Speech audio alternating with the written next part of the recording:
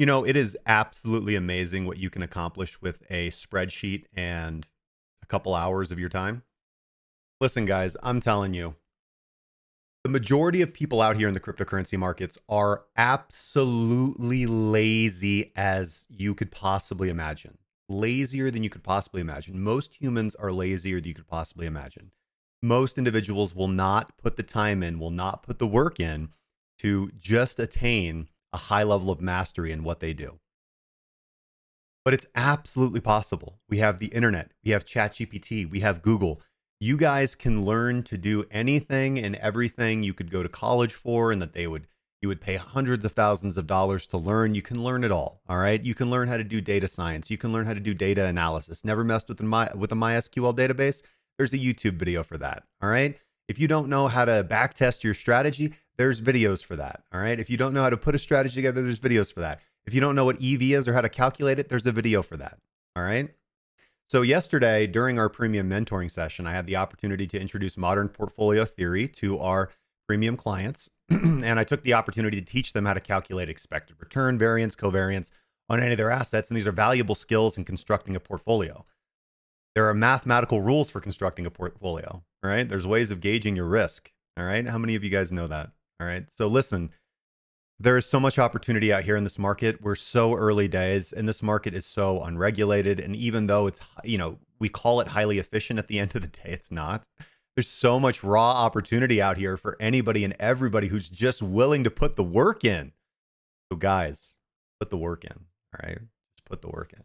All right, with that out of the way, guys, welcome to another crypto trading room. Today is February 22nd. It is Thursday, thirsty Thursday, guys. Thirsty Thursday. We are thirsty, looking for a position today in the crypto markets. How is everybody doing? Shout outs to chat. Shout outs to everybody.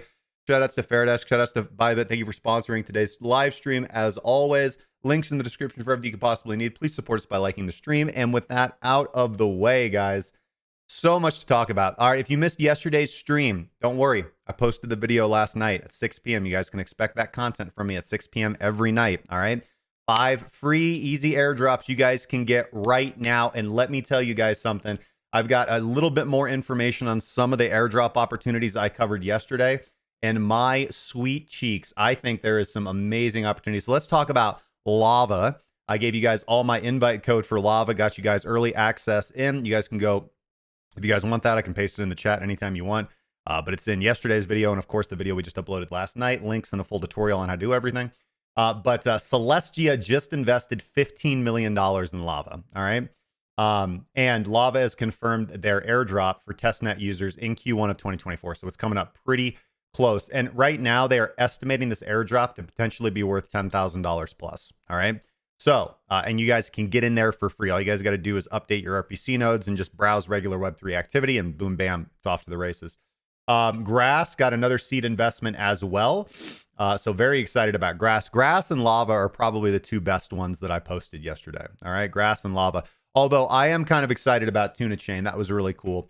It's very nice to play around with testnet BTC, and it's really cool to see something being built on top of the Bitcoin blockchain, EVM layer 2. Aaron Lind in the live chat. Oh, a blast from the past. What is up, my dude? We've got Profit Bear, yes to crypto. Jordan Stotts in the live chat. Good to see you guys. Good morning, good morning, good morning. Hopefully everybody's doing fantastic today. Let me know what you guys are trading. Let me know how you guys are positioned. Life's good here. Yes, Profit Bear, what is the plan? Hit record. I did. Listen, I completely spaced. It wasn't even on my mind. And then I saw your first message in the live chat. I was like, oh, I got to hit that record button. All right. Because otherwise, that's why I'm not putting 3 pieces of content out a day, because I keep forgetting to record the market update. I mean, for the love of everything, you know, it's just, all right, guys. So we got to talk about some things. All right. We got to talk about some things. All right. Before we get into, like what's going on with the market right now, we obviously got to talk about NVIDIA. All right. We got to talk about NVIDIA. All right. All NVIDIA. All right. Let's go look at NVIDIA. All right. Okay. So listen, this is all over everybody's feed. It's all anybody's talking about, right? This is the monthly, but let's just go look at the daily so you guys can see how absolutely insane this is. All right. So obviously NVIDIA gapped up about 11%. All right. Earnings obviously came out yesterday after market close. And guys, their earnings report is the most unprecedented earnings report in the history of earnings reports. Like, I don't know how I can possibly express how absolutely bananas NVIDIA's performances. Okay, they increased their I'm going to summarize a lot of stuff. We're not going to get super deep into this. There are a bajillion videos out there of all the other finfluencers, you know, talking about this stuff. But at the end of the day, they were able to like basically sextuple their revenue for a 25% increase in their operating expenses. Absolutely insane. And here's the thing. All of their revenue is up. Obviously, what is the highest, what is the biggest reason for everything being up? It's their data center costs, right? They own a lot of data centers. And of course, every company is tripping over themselves to get into this AI boom before it leaves every company behind. And of course, Microsoft extremely well positioned for that with its acquisition, ownership in ChatGPT, and of course the data centers, and NVIDIA doing extremely well in there as well. But I want to talk about this because I want to zoom this. Actually, let's get the weekly up. This is the weekly chart of NVIDIA. And what I want to do, and again, this is blind, so I'm not sure how fantastic this is going to go. But okay, here we go. And what I would like to do here is pin to new right scale. All right. So I have now overlaid the price of Bitcoin with the share price of NVIDIA Corp. And I think you guys can see a very clear correlation here. All right. A very clear correlation here. All right. Obviously, that kind of makes intuitive sense. All right. Obviously, that makes a lot of intuitive sense. And let's place everything into its proper place. All right. So obviously, we talked about the Sell the News event. Listen, guys, I mean, I'm not here to toot my own horn or anything. I'm just trying to look back on how we've kind of planned things. So because it's not just me, I've got a great team behind me that gives me advice and analysis and charts that I could never possibly do on my own. And again, quants do a lot of the work too. We got a lot of bots running in the background. So again, but all right, we did expect that Bitcoin was going to sell off following the ETF decision, right? I was actually thinking that the ETFs would be denied, and I was kind of played extremely bearish into that. Those bets didn't necessarily play off the way I wanted them to, but again, was able to profit off the short. Moving on. And then we did expect that Bitcoin was going to rally up to 52.53 based on the Chinese New Year cycle. It always happens every single year. We pump around the same time on an average of 10 to 20%. That panned out. And then we talked about the rejection from 52.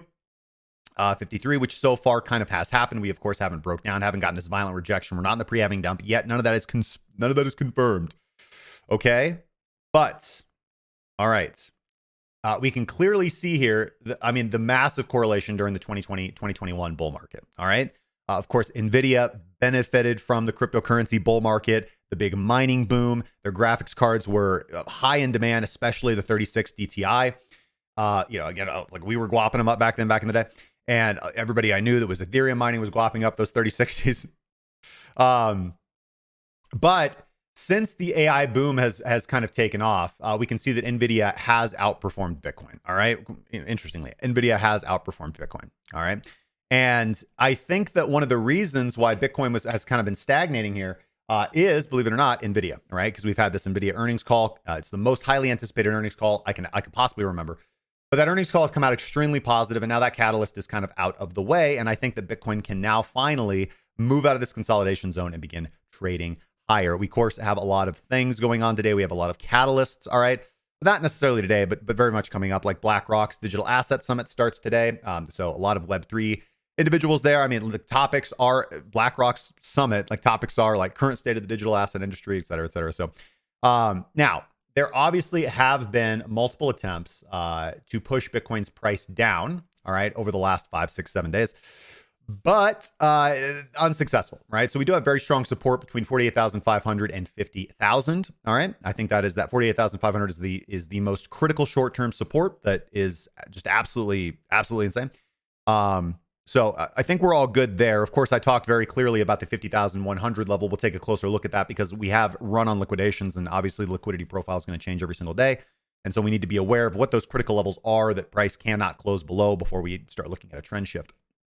And we're going to get those. We're going to get those from direct level 2 data from the exchange when we update our liquidation levels here in a little bit. But we got a lot of other upside catalysts too that I think people are forgetting about. Right. First off, there's still this ongoing Bitcoin ETF mania and craze, their marketing push, but also just this massive demand for spot Bitcoin, which is higher than the amount that is being mined every single day, which is creating this kind of supply squeeze, which ideally will push prices to the upside. We've got the Ethereum Denkin upgrade coming up very soon in the middle of March. Obviously, the first trial run was pretty decent. We've got the Bitcoin halving on April 19th to April 20th around there. We've got the ETF approvals for Ethereum coming out in May. We've got rate cuts coming in June. And of course, we have the presidential election happening in November, right? Typically, cryptocurrency rallies in election years. All right. So a lot of bullish catalysts coming up. I don't think there's any real reason to be long-term bearish here. All right. Of course, we do have the kind of the threat, the fear, the danger, the PTSD, if you will, of the pre-halving dump, which, has typically occurred every single bull market cycle. We have the pre-halving rally, and then we dump kind of into mid to late March with a kind of a capitulation event, highlighting the end of March and kind of being the last opportunity to buy into Bitcoin on that big red candle. But again, history doesn't have to repeat. History doesn't even have to rhyme. All right. We do have a new market structure. We do have a new market cycle, and every moment in the market is unique. And that's wisdom that this played out quite well. So we never want to, we want to be willing to question our thoughts. We want to be willing to question like everything that we're thinking of. Also, big bullish catalyst coming out. I think this is huge. But we've got the EIP 4844 Ethereum upgrade it's obviously not scheduled yet, but it's coming up pretty soon. And that is going to slash transaction fees on all layer 2s, right? I mean, we're talking right now, transaction fees on Starknet are like an average of like $1. Those could slash down to 10 cents. Gas fees on Optimism are about 38 cents to 20 cents per transaction. Those are going to come down to about 4 cents. Arbitrum is about a quarter to do a transaction. That's going to come down to a couple of pennies. Polygon's zero knowledge EVM could come down to 2 cents. ZK Sync Lite could come down to 2 cents. And this is all going to bolster and create a macro environment where there is going to be increased trading activity, increased altcoin speculation. We already talked about Glassnode's latest report showing those early signs of alt season. The Glassnode alt season indicator has refired, right? Fired began, I believe, in October into January, and then kind of switched off and then fired again February 4th. So we are back technically, quote unquote, in alt season. And we're seeing the liquidity provision on Uniswap for altcoins begin to move farther out. What that means is that if you're a market maker on a centralized exchange, or you're a liquidity provider on a decentralized exchange, which is the same job done in a different way, you provide liquidity within a range. All right. Let me to highlight exactly what we're talking about. I want to make sure you guys understand. Let's get the whiteboard out so we can understand what is going on here. Second here, guys.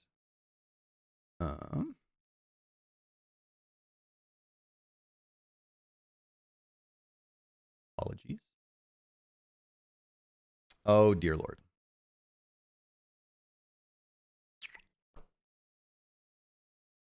Factor authentication. Get into my whiteboard. Come on, man. Quit mucking me about. Okay, thank you very much. All right, so if you're a liquidity provider, all right, this is price. Okay, let's say this is price.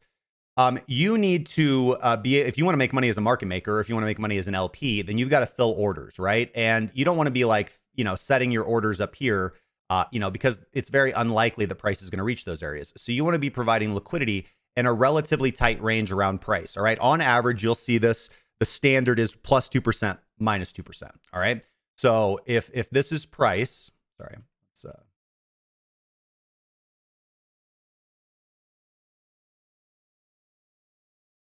if this is price, then we want to be, then let's say this is, 2%. This is the range where you're going to be setting all your asks, right? Okay, your limit sells.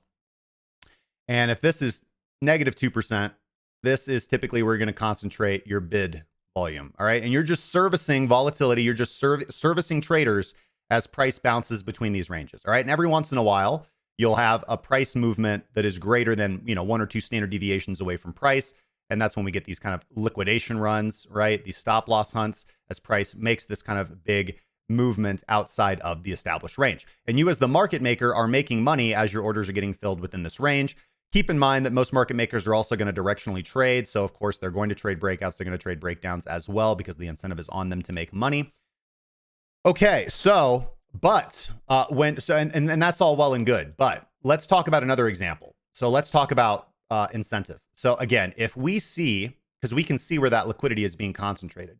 All right, if we see that liquidity is only being concentrated within 1 to 2% of price, all right, 2%, 2%.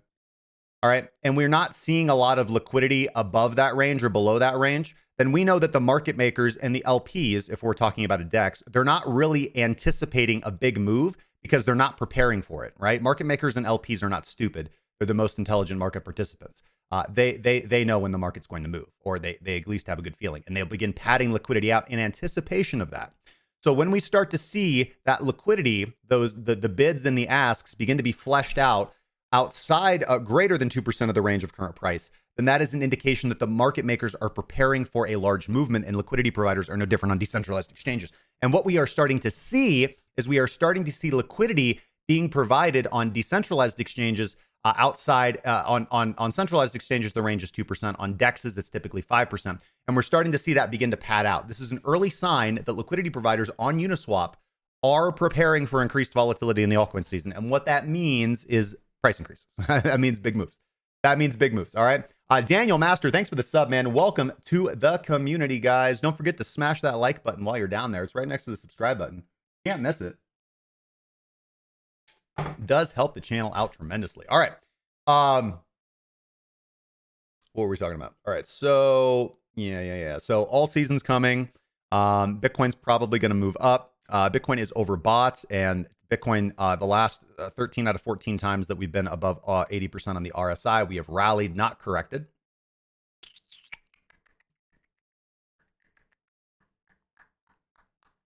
All right, yeah, so just getting back here, let's start off. Just going to zoom out here. Big game plan here on the weekly time frame. What are we talking about? Big reversal from 52.53, or if we close above 53, probably 52.500 now at this point in time. I think we're going to blast right up to 57. And there is I am assigning a much higher probability to price moving up. What do we got to move up? What, 10%? Yeah, I'm assigning a significantly higher probability that price is going to move up 10% than we correct 10%. So I'm quite bullish, guys. I'm quite bullish. Life's good. Daily time frame, again, RSI, excuse me, where are we? Daily time frame is not, daily RSI is not above 80. TSI is still confirming the bullish trade. What do we got here? This is the most important thing, guys. This is what we watch for. This is what we wait for. We've got daily volatility getting crushed, and you know what that means. If Tyler's in the chat, he knows what that means. He will tell you guys all about it. He will not stop talking about what it means until he is blue in the face. What it means is volatility is now crushed. And what happens after volatility gets crushed? Expansion. We get a big move. All right. So this is pretty simple. If you're just looking at this as an independent trader, you don't have a strategy, you're not feeling bullish like I am, you just want to completely ignore everything I just said for the last few minutes, totally fine. But what you cannot ignore is just well, I guess you can't ignore it, but just go back test volatility expansions. All right. Let's go look at the last time. All right. This is nice and clear. Let's go look at the last time. Can we just hide drawings for a second? Thank you very much. Let's go look at the last time that volatility got crushed and price action looked very similar. All right. What do we got? This move up, sideways price action for like a week. What happened? All right. So you do not have to have a directional bias going into volatility crush. You don't. The strategy is quite simple. You wait for IV crush, and then you wait for a movement, a decisive movement in any direction, and then you trade in that direction. All right. And you have a high probability to be accurate, to be correct with that trade, to be correct with that position. So what that means, price moving sideways in consolidation, could be distribution, could be reaccumulation. I don't know. Nobody does. It just depends on which way the market breaks and which way order flow comes in. But we do know that we are now primed for a situation for if price now does move in a direction, that it's probably going to continue moving in that direction for quite a while. And given the fact that we had a nice run up into this range, we will probably get a nice continuation or reversal moving out of this range. So just sit on your hands. If you're bearish, be bearish, right? Wait for the breakdown, short the breakdown. If you're bullish, be bullish, right? Wait for the breakout, long the breakout. Life's simple. Life's good. Okay. Daily time frame here, pretty simple here. Now let's get down into what you degens came here for. What do we do in the day? What trades are we looking for? Oh my God. First, let's go to the liquidation heat map and let's get everything updated. And we get this level 2 data every single day for free from coinglass.com, ladies and gentlemen. Be aware, be advised. Liquidation, I believe I did kind of update this. Our liquidate, we can see we did drive down and we already grabbed liquidations. We grabbed long liquidations already within the last 12 hours, around, anywhere from we started grabbing liquidations around 6 o'clock to 7 o'clock a.m. my time, which again about 2.5 hours ago, 3 hours ago. And then we rallied up and we've grabbed short side liquidations. So we started clearing out short side liquidations. Nothing here super. You can see that the massive level of resistance now is 52,200, right? That's where we got 23.25 million liquidations just at that price point alone. And of course, almost just as more, all right, just getting up to that level. But that's where the significant liquidations are. I would say that is certainly the level to break. Obviously, we do have liquidations up here, but let's get above 52.2. And I mean, we really start to it starts to look exciting, right? And again, we can see, look at all these liquidations to the upside, right? Lots of people are positioned. Lots of people are positioned here right now, ladies and gentlemen. So there's a lot of pain in either direction. There's a lot of pain in either direction. And normally without volatility being crushed, we would just want to fade these movements, right? Most of the time when price drives up into a liquidation zone, we want to fade the movement. But and especially in a scenario where we see the liquidations being so booked, when we see so many people positioned, when we see so much pain in a tight range, price is ready. Price is ready to make a move. So anyways, overhead resistance, it seems like there's more liquidations to clear to the upside. So it does appear, just doing the eyeball test, that there is more max pain to the upside, which probably means that's where price wants to go. Price wants to go to max pain because there's more liquidity there. More people will be happy.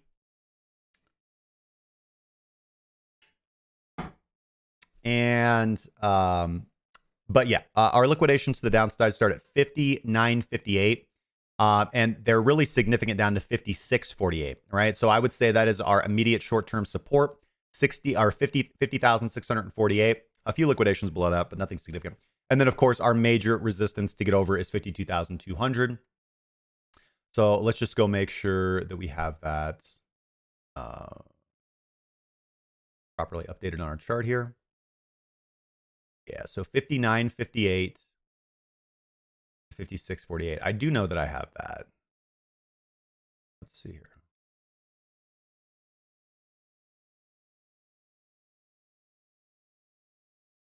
Oh yes, because we grabbed those liquidations. All right, okay, so life's good. All right, so 59.58 to 6.48. All right, so we cleared these liquidations. Bam. And listen, guys, I talk about this every single day. I drew these lines on my chart yesterday, and where did price go? It goes. Listen, if you're trading futures and you're not looking at liquidation levels, I literally don't know what you're doing. I don't know what you're doing. I don't know what you hope to accomplish. Look at you with your moving averages and your RSI. Oh, so cute. All right. And then let's see here.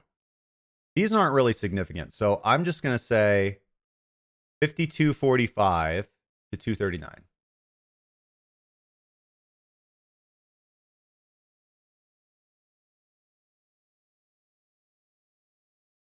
Okay. So we have our immediate short-term massive liquidations to get over. Of course, we did drive down and grab liquidations to the downside. So again, I would like to see price move up here intraday. And our junior analyst Reflex is feeling bullish as well, looking for a breakout out of this range. I didn't check in with Shearus this morning. What is Shearus? What's the vibe, guys? What is Shearus thinking here? What are you thinking? What are you thinking here?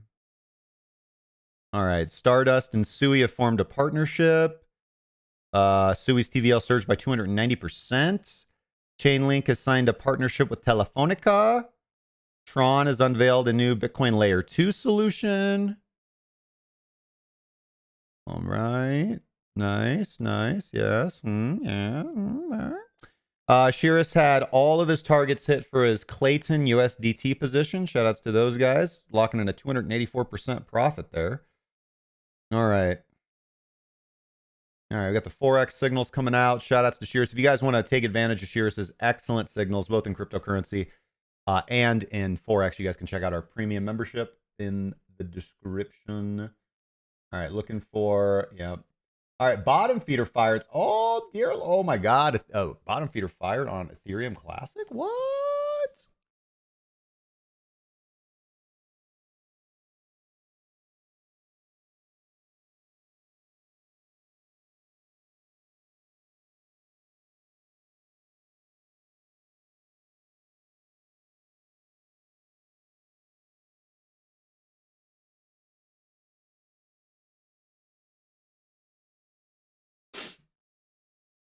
All right, so boom, bam, hip, pop, boom, bam.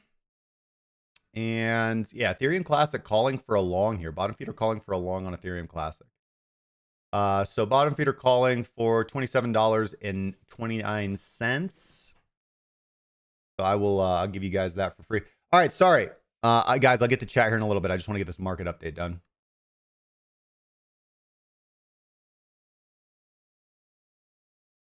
Just a little hype this morning. All right, so yeah, so we've got our liquidation zones. Look at ISISbot calling a beautiful 15-minute position there. You know, kind of zooming out to the hourly. What do we got going on here? Again, you know, multiple attempts to break through the resistance of that, you know, $51,000 level. As I've talked about, 50,100 is our most critical kind of medium-term level of support. But as far as intraday, we do want to see 50,719 hold, just as it has over here. If we are going to pump intraday, there's no real reason for us to go back down there. 1, 2, 3 strikes, you know, 3 grabs of liquidity. I would like to see price make a run on the upside here. So again, 52,060, I think, is the short-term target for the day. And then we'll see, you know, we'll just kind of look for breakout or triumph there. Life's good. No, I don't really see any incentive to position right now. We're mid-range. So if you're not positioned for the trade, I don't think that's the thing to do. Looking at Ethereum is continuing to climb through the low volume node. All right. Of course, we've got to break 3,000, critical level of 3,000. Going to be a little bit more aggressive and say 2,750. But of course, a break of 3,000 is going to shoot us up to 3,600, 700 very quickly because this is a low volume node. Going to the daily time frame, again, we can see Ethereum having this nice advance, kind of stalling out for the last couple of days. This inverted hammer does give me a little bit of faith. We, of course, have a doji candle so far today. So we grabbed liquidity, a nice Darth Maul candle on the day, grabbing liquidity to the upside and the downside. Nothing very decisive, of course, from Ethereum. Of course, we are very high. We are very high. All right. So you guys just want to be careful. We did get a volatility peak here, and volatility is currently resetting. But so far, no decisive price movements from Ethereum. Let's make life a little easier here and mark out, sorry, our liquidation zones for Ethereum as well, so we know exactly where Ethereum is likely to go intraday here. All right. Okay, so we got some minor liquidations here, but our real, again, liquidations don't really get significant until 2930 to 2905. Come on here.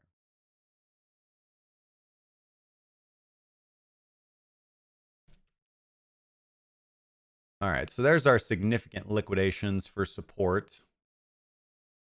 Bam. Yep. And with regards to resistance, starting at 3003, and we've got to get over 3022. 3003 to 3022.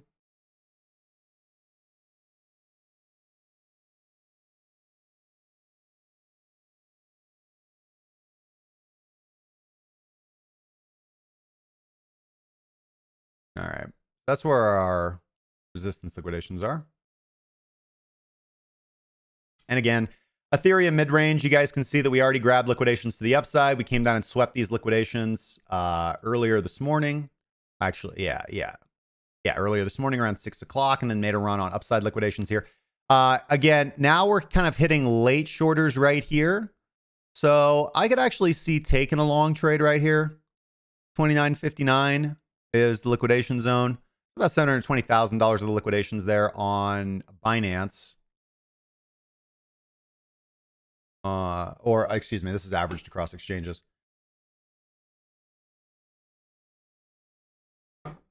Hey, Daniel, welcome on over from Farcaster.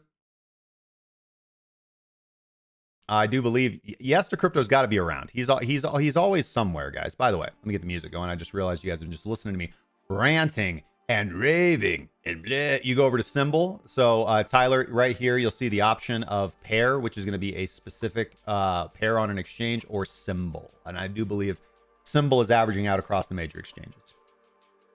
So yeah, I mean, listen, there's opportunity for a long trade. Andrew, yes, sell all your earthly possessions and become one with Krishna, my friend. Hadi Kadi. All right, Lau. And no, that's not the thing. All right. We also have some more short-term liquidations down around 29.44. So I don't think we need to do anything right now. Yes, there is an opportunity. As a matter of fact, we can just, kind of dive in to said opportunity by pulling up the FUSDD perp on Binance over here on Coinalyze so that we can watch more closely for, kind of a reversal signal here. This, a big OI drop. Now, did we get one? All right, we have a big OI drop here, liquidations. We have an OI drop here, liquidations. All right, let's just take, let's not do anything crazy. Okay. But let's just get a little one. All right. Let's just try and just a little. All right, just a little piece of this action. That's all we want. Just a tiny little, like $20,000 piece of this. That's all we want. Just like a little, just a tiny little, like 20, little slice, just a little nibble, even you might say, a nib, right? All right. I don't know how. Listen, I honestly don't know how you guys put up with me. This is unprecedented. Who do you? Yeah, that's right. We wanted to. We made this adjustment yesterday, and then I didn't end up saving.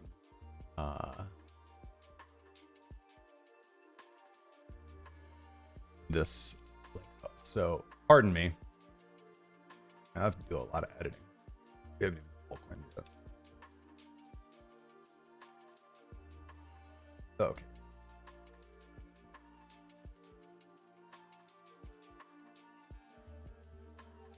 All right, we got that. And then I don't like our EMAs being, honestly, so prominent. But we've got EMA 3, 4, and 6.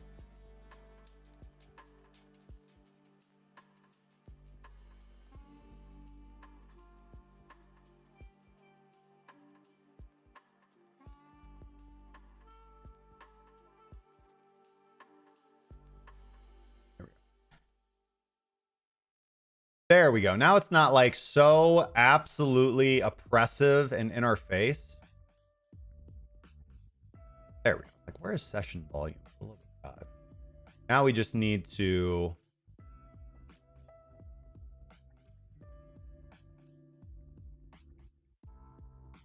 about 10%. 10% is not too bad.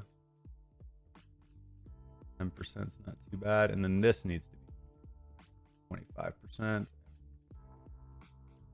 25%. The point of control does not need to be that gosh darn big.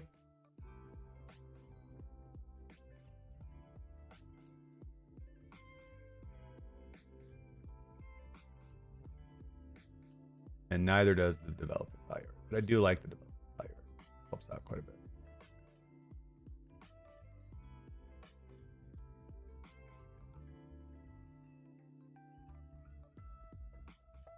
Okay, as I said, like just a slice.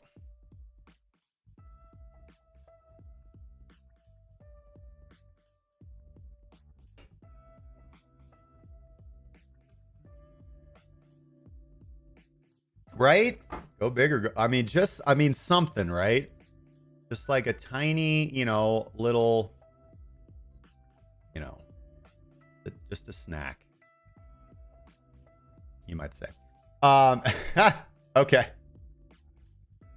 All right. Sorry. Now, finally, I think we'll keep the market update kind of simple and simple. Yeah. Filecoin heading for $10. Yeah. I'm seeing, I've actually heard a lot of hype. I'm in a lot of trading discords and a lot of trading chat rooms. And I heard a lot of chatter about people saying like, oh man, Filecoin's going to pop, which we can trade Filecoin. But let's just keep our eyes just hold on. Pause, please. Okay. That's looking mighty fine there. It's a pretty nice green candle. It's a pretty nice green candle there. Coming up to resistance. Oh shit.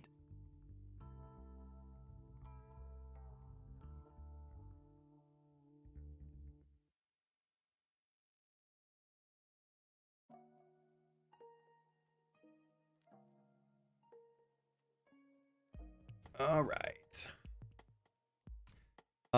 Yeah, we just liquidated a few folks on that movement.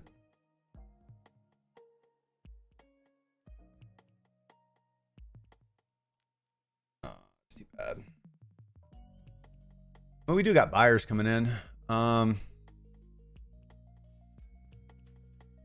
Just want to filter for large orders here. Damn, somebody just market bought 100 Ethereum.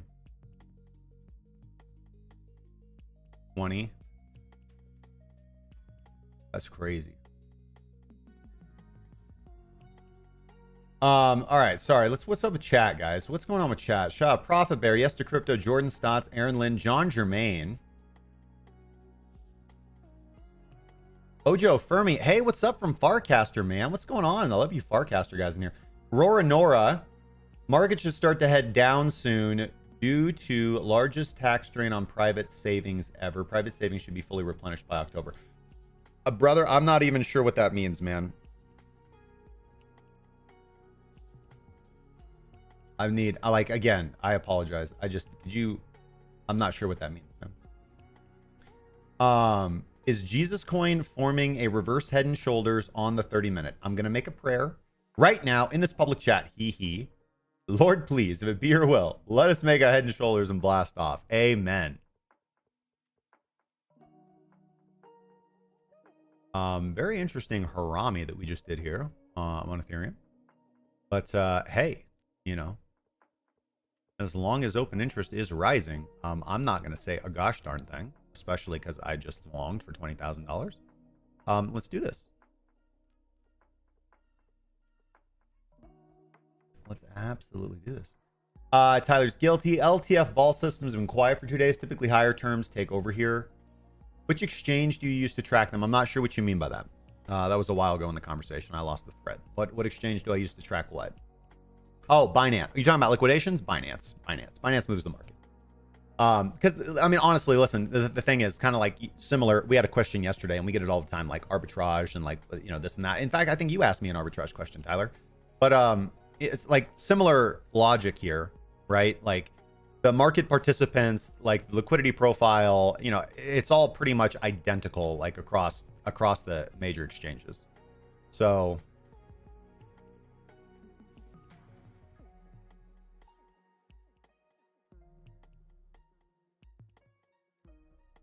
first, like little OI drop, like what's going on here? Price moves up and we didn't reject right away. This actually looks like pretty decent to me. Like, yes, technically there is more incentive for price to move lower. You know what? I'm just gonna, yeah, I'm good. I'm just gonna grab that. I just wanted a snack. Just a little snack for the copy traders out there. All right, that's it. Nothing major. All right.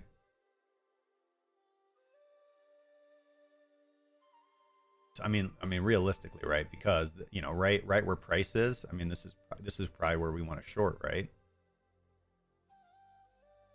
This isn't but you know, it is a wedge. It is a wedge down into a liquidation zone. Like again, granted.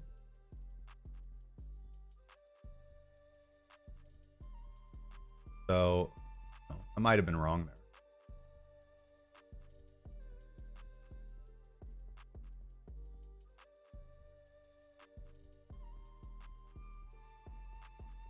We'll see. All right. Just the, oh my God. Yeah, we should look at, can I look at Myro? Oh, I'd love to look at Myro. I hold Myro. Yeah, it looks like I probably snatched my profits a little too early there, but that's all right. Well, that's okay. Man.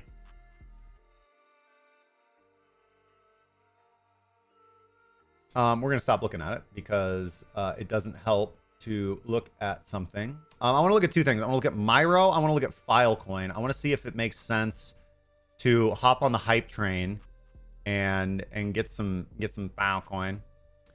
Oh, shnikes. Wow, look at that. Gosh.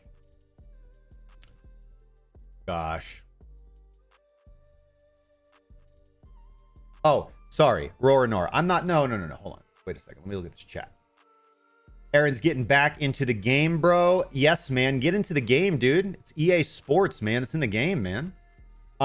What exchanges is everyone trading on these days?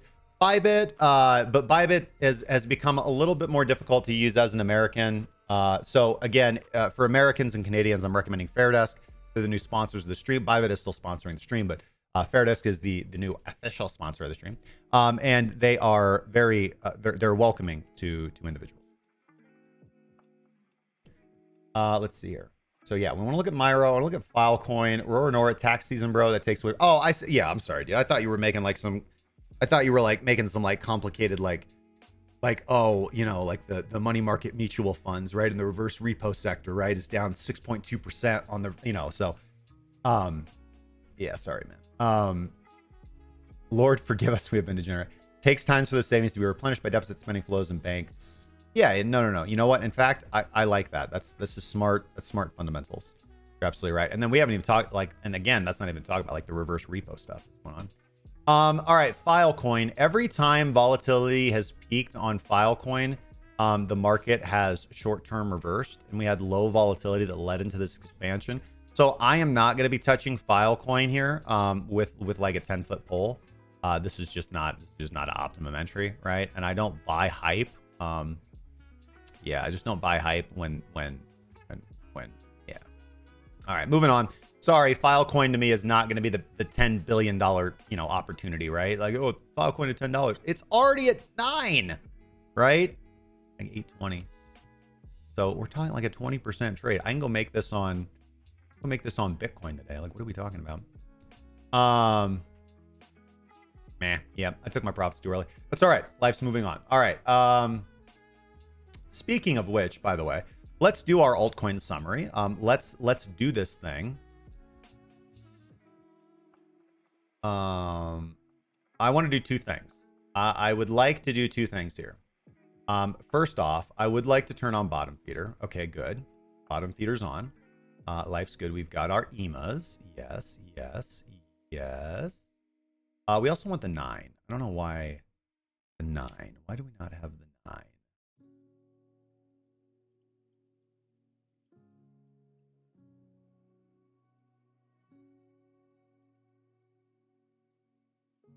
All right, 9's very important.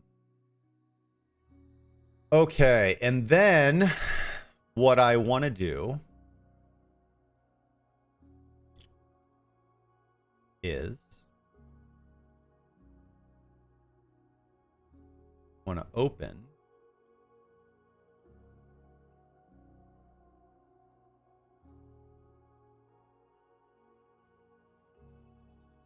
do I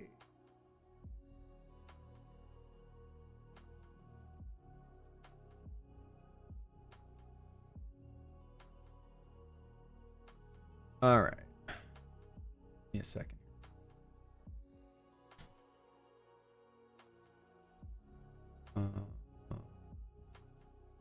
Equity.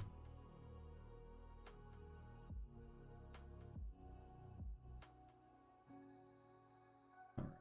And we're going to be using false positive filter of 3 on the daily time frame.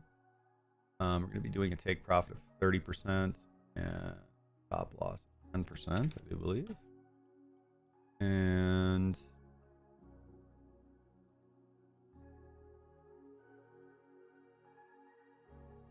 %2 risk. Entry strategy. Explosion cross. Rising explosion level greater than dead zone. And yeah, got it. All right, that's good. Why don't we signal over here? Like, I don't. Why? Yeah, this should have fired right here. Really weird. Should have got like the Wada Atar explosion strategy should have fired a long signal here, and I'm not understanding why it didn't. The back starting in 2018. Huh. So weird. We see it took this one, right? Got this movement, but it didn't take this one, which it definitely should have. And here was the last short it called. Yeah, that's kind of weird. Anywho, BTC on the daily. Yeah, nothing to do here. Bottom feeder did call this long here. Ethereum USDD, we can see the Wada Atar explosion strategy just took profit over here. Bottom feeder called here. Nothing to do right now. Looking at Solana, Solana is now pulled back to the 55 EMA with low volatility. So at this point in time, we want to buy any push to the upside here on Solana. We want to, yeah, we want to buy this pullback. Yeah. So I think Solana is probably a buy. Maybe not today. Maybe we can get another thrust down. Again, there's no reason to rush. Profitable trading takes patience, guys. It takes patience. We have to wait days, weeks, months for good swing trades, right? It's not instant gratification. So again, I want to see how price interacts with the 55 EMA here. Again, I'm still very bullish on altcoins. Still very bullish on altcoins here. And yeah, and Wada's long on it. So life's good here. Life's good. Arbitrum, again, similarly, we probably want to bid this up. All right. It probably makes sense to bid Arbitrum up here. All right. So honestly, this is all looking like pullback buys. I think it's time. It's probably time to go shopping, guys. You're going to have some cojones to do so. You got to believe in the breakout. But I think prices have pulled back now to our 55 EMAs on most of our layer 1s, layer 2s. and that is optimum buy time. All right, optimism might be able to come back down a little bit more. We're only at the 21. I'd like to see price down here a little bit lower at the 55. And because of that, maybe again, I just wait. Maybe we just wait. And again, SUI is in the demand zone as well, so prices pulled back here to the 21. Again, you could aggressively buy this up because next level of support's down here at $1.40. So yeah, SUI looks like a pretty decent buy today. Chainlink's coming down and closed below the 21. Chainlink's also been overperforming. Actually, bottom feeder is firing on Chainlink though. All right, bottom feeder is firing on Chainlink here. All right, it's saying to buy this dip. All right, so Chainlink definitely up for bids. BNB, we can see actually the Wadatar system is already long on this. You can see it took the long position here. By the way, all of our premium members get access to these indicators and strategies. Bottom feeder called this this long on Matic right here, and we've had this nice pullback to the 21. Probably decent to buy. Ape finally pulling back. The Wadatar explosion strategy grabbing this long right here. That was pretty decent. Bottom feeder called it as well. Consolidation to the 200. I would sit and wait on ApeCoin right now. There's no reason to rush anything. Bottom feeder is signaling along on XRP right here. So it's suggesting to buy the dip on XRP. Aptos is pulled back to the 55 EMA. This is the diagonal demand zone, so that looks decent to buy as well. Cardano could probably pull back a little bit more, but Wada is long on Cardano. I am long on Dogecoin for reasons. Polkadot pulled back to the 55. Again, that is that diagonal demand zone. Wada is long on it as well, so probably a good time to go shopping. Uniswap, sit tight. I don't think we need to trade Uniswap right now. Bitcoin Cash, forget it. Filecoin, we already talked about it. It's overbought. I mean, again, it might pump up to $10. It might not. I'm not going to take that risk. You guys go ahead. Maker, yeah, Maker's, is basically at support. I'd like to see a pullback here to 1934 though. Ethereum Classic bottom feeder is calling long on Ethereum Classic here as well. YFI bottom feeder is calling long on YFI. Phantom is kind of in that diagonal demand zone as well. The 55 EMA cluster could see a push up here from Phantom as well, and Didex pull back to the 55 also. Honestly, guys, the market is looking good. All right, I'm not gonna lie, the market is looking good. It's Thirsty Thursday. It is Thirsty Thursday, and broadly, I mean, everything is looking pretty spectacular. So let's identify. Let's identify.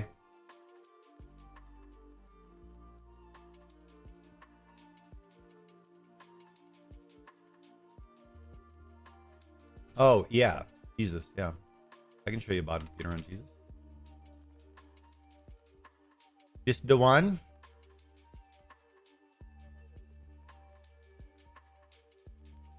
Yeah, so unfortunately, or fortunately, this is how bottom feeder played. Oh, this is how bottom feeder played.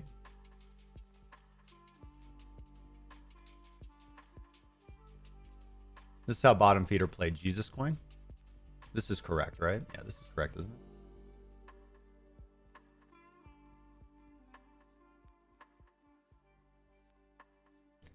Let's see here. Jesus is on Ethereum. Right? Yeah. And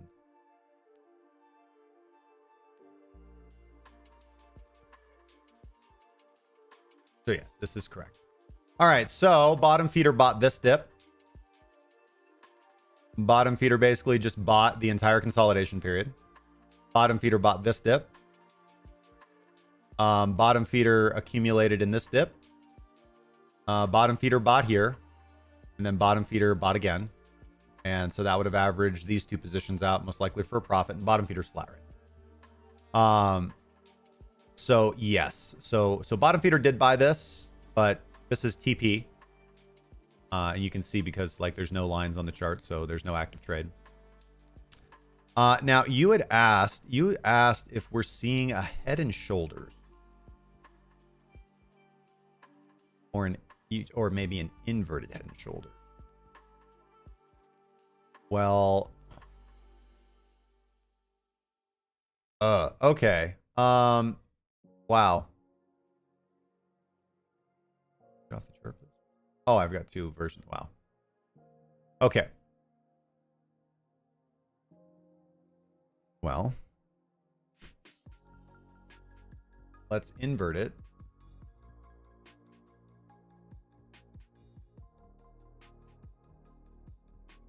So we basically have our neckline. And you're seeing something like,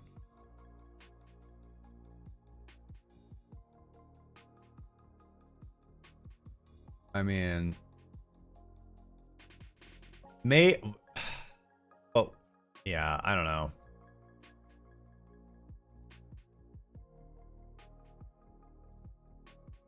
So listen, if we're thinking this,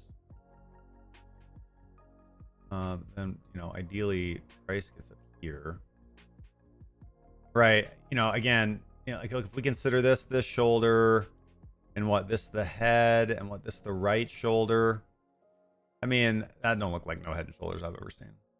You know, it's not like, it's not dissimilar, right? And again, chart patterns or chart patterns or chart patterns or chart patterns, you know, like they're not an exact science, right? But broadly, what we can see here though is you know, obviously a big movement, right? Big drives down on Jesus, big attempts to sell, and then a violent buyback and higher lows, right? So looking at 947, that does look very important to break. What is going on? Why did things get all weird?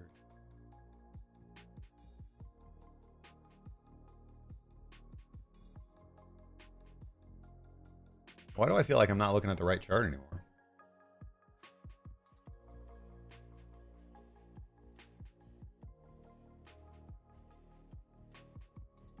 Like, what the heck happened? Why is this?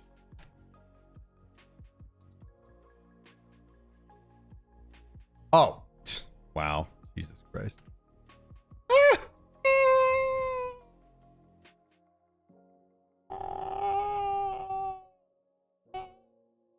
The man inverts his chart and then forgets his chart is inverted and wonders why the chart looks weird. Oh my God. Somebody get this man a coffee. Oh, thank you. My God. All right.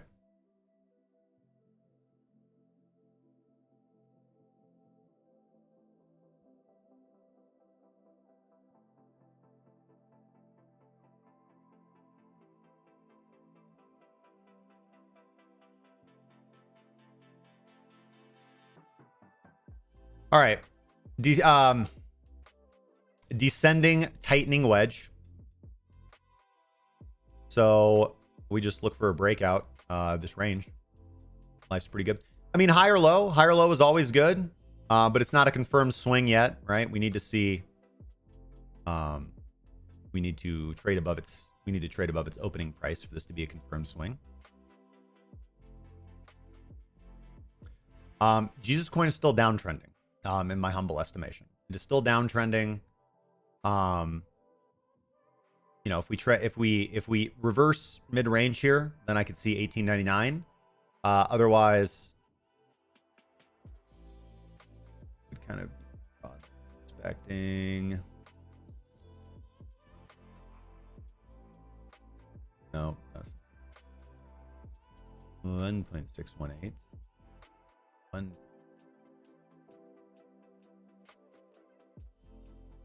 Be kind of expecting, yeah, like 517.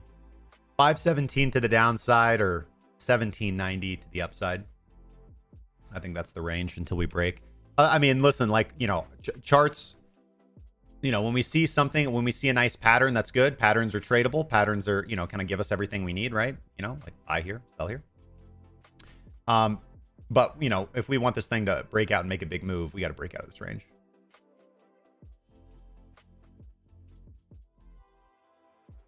So no signals on Jesus today, unfortunately. That was like the longest market update I've ever done. Like we're still in the market update. Like we are still doing the market update, right? We're still doing the market update section of the video. This is I don't get paid enough.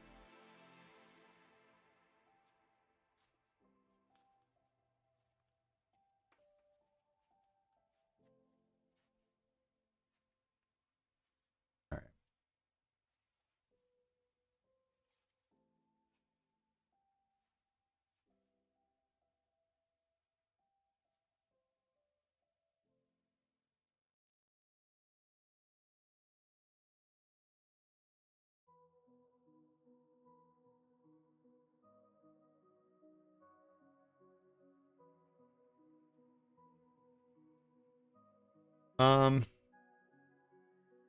What do I want to do? Oops, no, I don't want to hide drawing.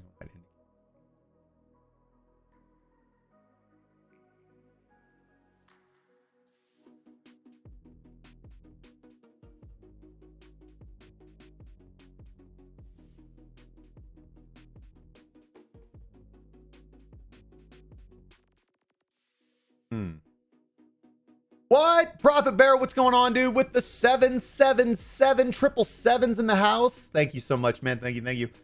I was on the 30 minutes, so I'm zoomed way in. I'm trying to long this current dip. Looks like a nice flag. Get some coffee. Much love. Thanks. Oh, thank you, man. Thank you. I appreciate you, dude. Let's hold on. Let me go. Let me just cook here for a second. Oh man, thank you for the super chat. 30 minutes.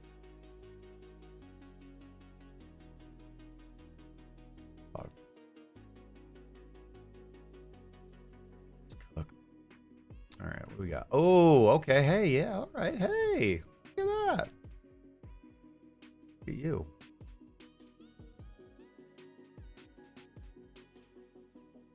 Look at that.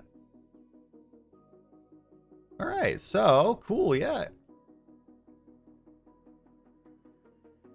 I mean, typically. Yeah. Oh, that's not it. Typically.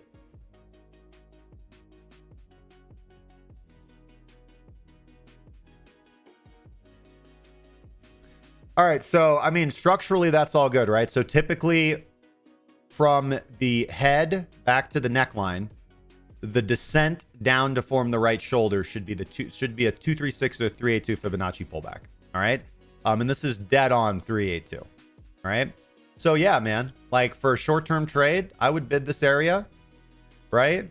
Invalidation below 618, right, or even tighter if you wanted to, honestly, and then you could add on the break of 1280. All right, because the measured move should be the distance from the neckline or from the tip of the head to the neckline, and that's 17%. So that's where you would extend your profit target from the break of the neckline. So it's about 17.67%. So that would be pushing price up to 1502. All right, 1502. So the strategy would be to get a starter position, not a big position, just a starter position. And then on a confirmed close above the neckline here, this diagonal neckline, about 1278, then you could add, double up, quad up, whatever it is that you want to do, take your regular position size. And then you want to set your stop loss below the right shoulder, and you'd be targeting 1502. Obviously, I'd probably recommend taking, like obviously scaling out along the way. That way you're not just holding for that. But that could be a good, be a short-term trade, man. Good eye. Good with the eye. And has good vision. All right. We got from Bitcoin and Ethereum.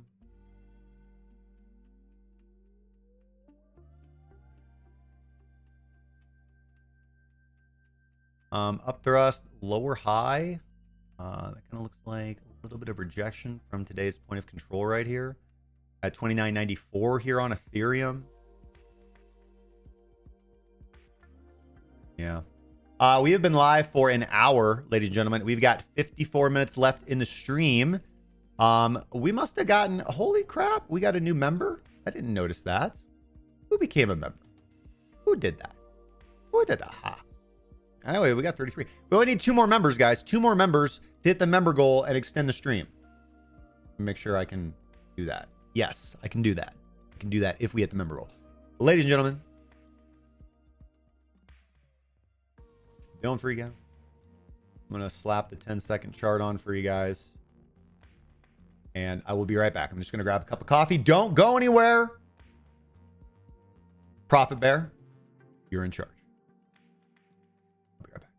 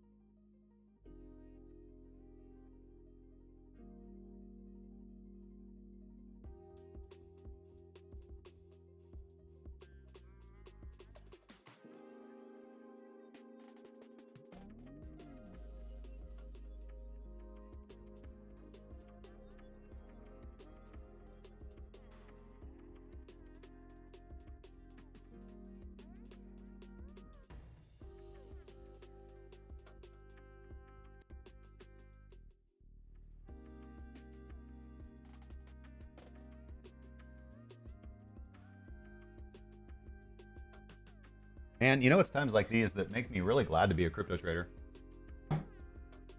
Oh, all right. Yeah, sorry, without giving you the wrench. I know. I probably should listen. I think you're worthy. We've got mods on mods here, right? Oh, hold on one second.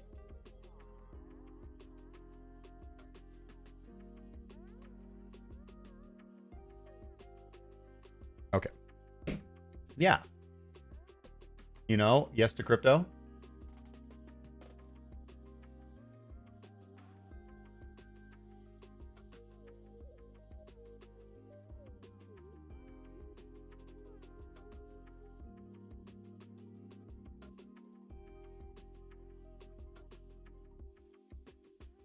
Okay, here we go.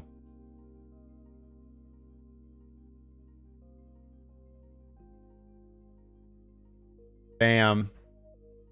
Behold the power! Prophet Bear is now a moderator. All right. Great power comes great responsibility. All right.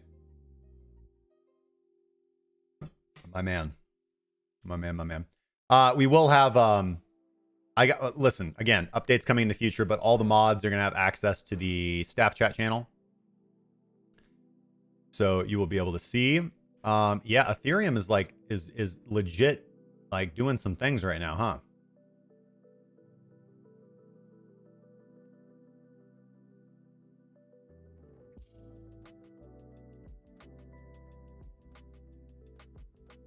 Yep.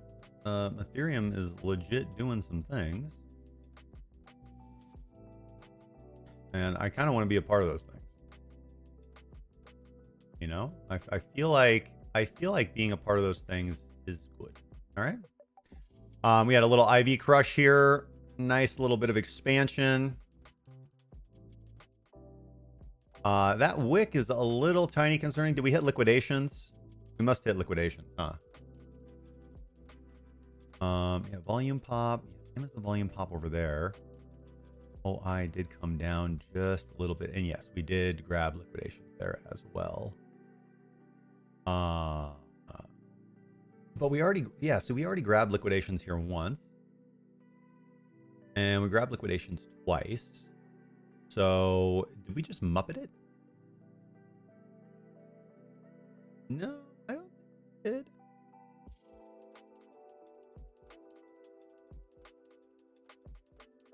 I think we might have Muppeted it.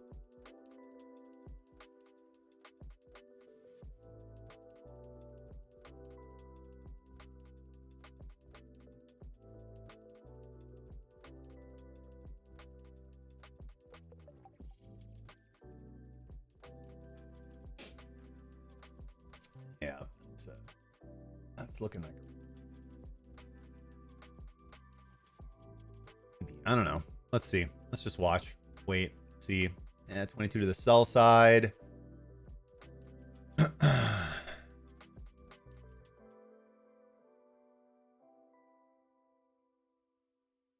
$61. Calm down. Look at the daily. I will wield the wrench with honor and justice. Guys, by the way, you know how like obviously I take breaks during the stream. You know, I gotta go get coffee. I gotta use the restroom. There's this piece of software called Mod Clips, where basically like when I go to take a break, I can basically have a directory of video files on my computer that are like highlight clips, you know, like funny clips, you know, best of clips, right? Things like that, reaction stuff. From the stream. And basically it can play and the mods can have control over like skipping to the next one, like restarting and stopping and everything. So I think that'd be really cool to get into the stream. I'm going to have to spend some time setting it up. But I say all that to say, like, if you guys want to start using the clipping function during these live streams and we have like when there's a funny moment, if the mods and if the guy, you know, the diehards, you know, my regular viewers, if you guys want to help out and clip those for us, or go grab the timestamp for like funny moments when they happen, we can start doing the mod vids thing. So that would be very helpful. So moving forward, if there's ever like a funny scene or a funny moment or like a funny clip, if you guys use the clipping feature here in YouTube to clip that out for us, and like let us know in the Discord or let me know in the live chat or just whatever, anything, we can make use of it. Like I was just thinking that because we just had this like that a little while ago, like I inverted the chart and forgot that I inverted the chart and wondered why the chart looked weird. I thought that was a pretty good one. So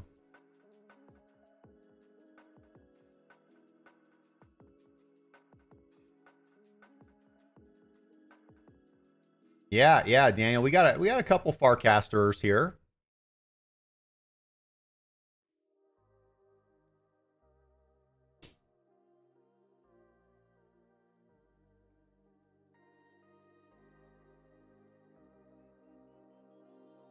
Is it really the case that let's refresh? No real liquidations here. 3005 is where the liquidations are. So why would price go here and not up to the liquidation? That doesn't make sense.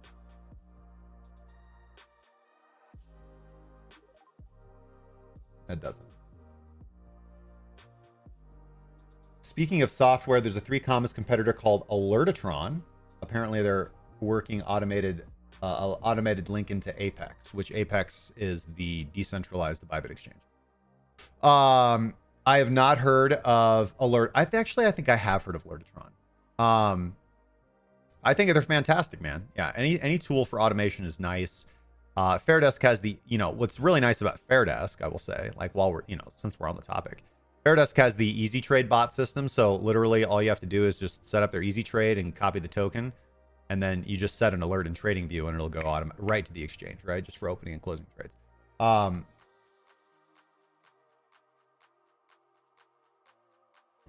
But yeah, I think that's probably good. Obviously there's a little bit of like, but 3 commas is good too. I really like 3 commas. Should we make farther cast? Dun dun dun. Yeah, there you go, man. I don't think we have a topic for today.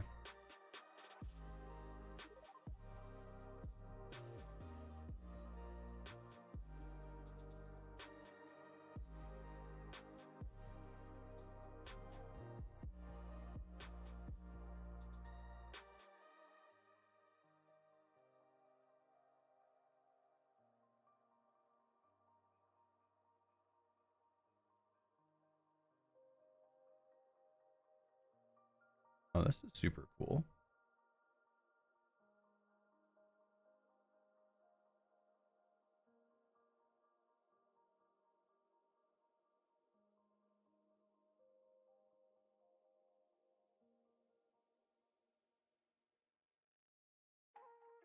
Let's see here. The Alertatron system is supposed to automate outputs from TradingView to Apex so you can input strategies based on TV indicators. That's what got me curious, but I haven't used it yet. Yeah, I'm very excited to see that. Let me know what you think of it, and if you like it, I'll play around with it.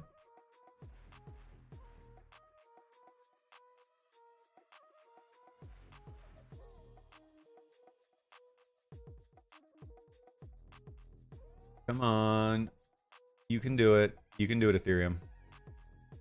Just need you to push on up to the upside. Break on up to the... I have so much homework after yesterday. What do you mean? Are you in school?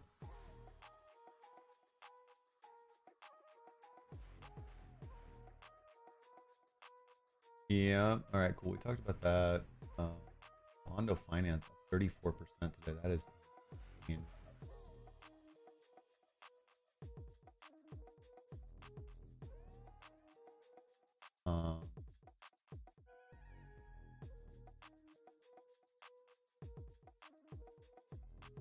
I see what you're saying. Yeah, learning curve on the extension. Yeah.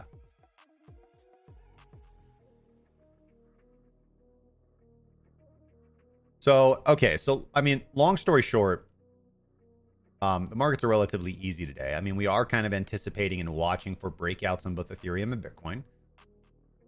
And altcoins have sold off a little bit, and now we're at pretty good levels of support. And if Ethereum and Bitcoin do their thing here, then I think that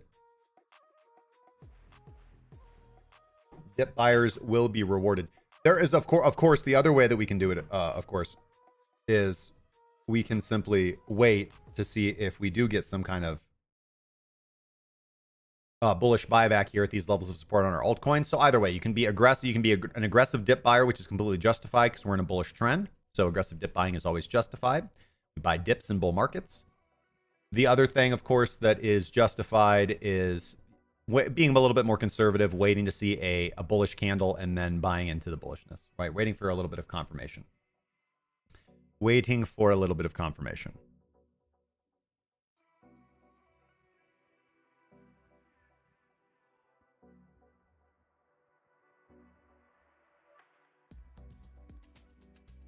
Link is a market leader. If that bottom feeder trade breaks out for you, it's probably a leg up for everybody. Yeah, I mean, and bottom feeder is not yet broadly signaling altcoin buys. And the only kind of fundamental thing that we need to look for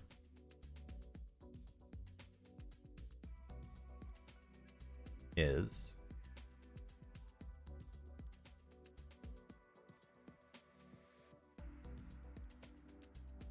USDT dominance.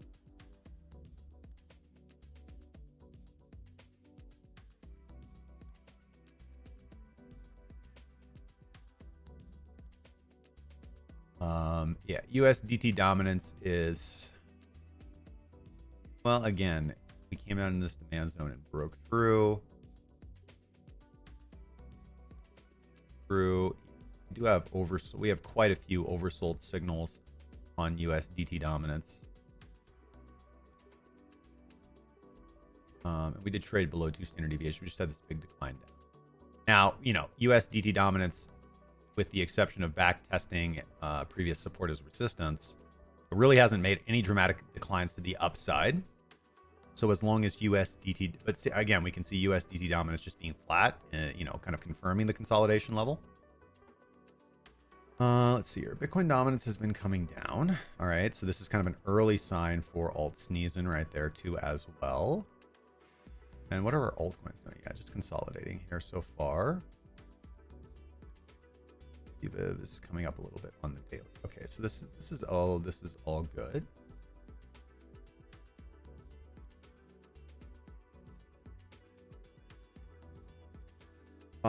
Come on, Ethereum. Let's come on, man. Let's do the thing.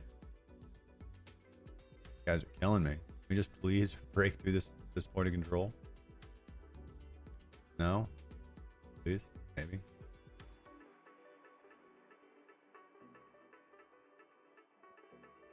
Come on, it's right there. Listen, liquidations are right there. You know you want them.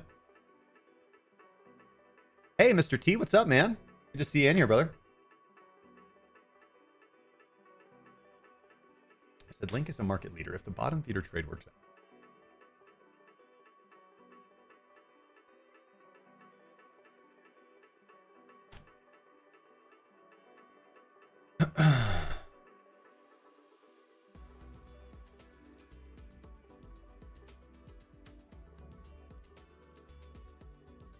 I can't remember if yes, bottom feeder is firing here on Chainlink. You're absolutely right.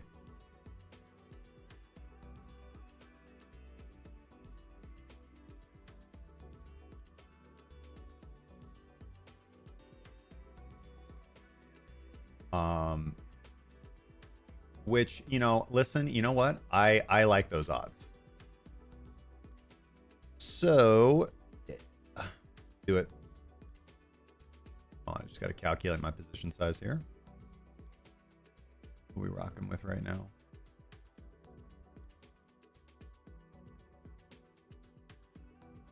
It just keeps growing and growing and growing and growing. 18,434.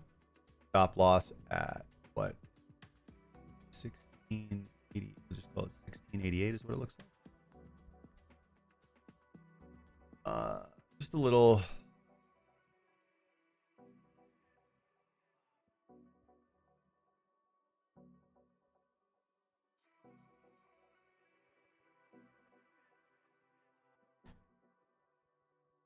And that is an 8.43% stop loss.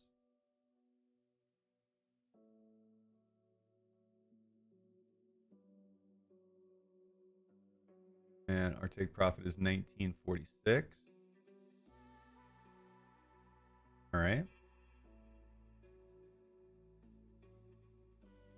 Good. Good.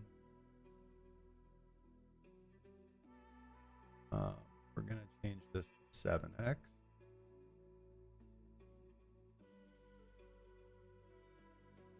All right. I'm going to grab that linky. Get in on the stinky link. Link has got the stink. All right.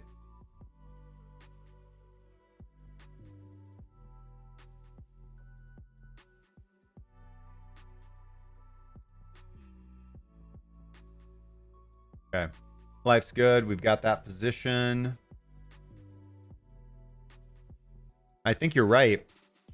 It's almost 1 p.m. Eastern. We'll get our liquidations after lunch. Yeah. Degen is looking tasty, so I think I'm going to buy a bunch of that today. A ton of supply hitting markets. Prices dipping as expected.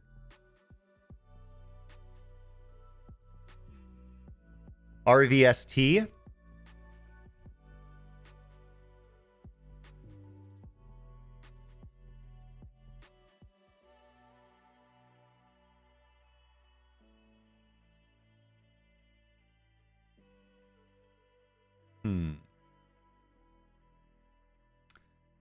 Revest Finance.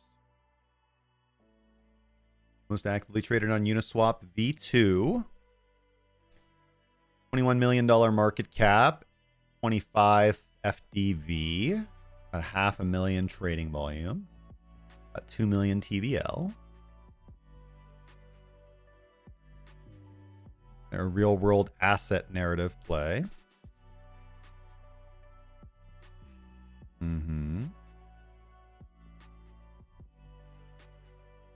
7-day range, 1905. We're 52% away from our all-time high. Max. Sorry, I'm just kind of looking at Revest Finance. And you're just looking at the stats. Similar coins. Strike X, Boson, Swarm. Why? Why? Yeah, Uniswap V2, Uniswap V3, but 94% of the liquidity is in Uniswap V2.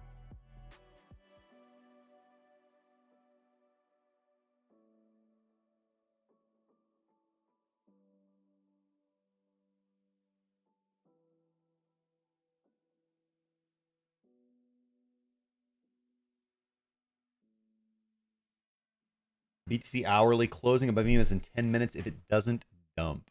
Ugh. Ugh. Dump. We hope it doesn't dump.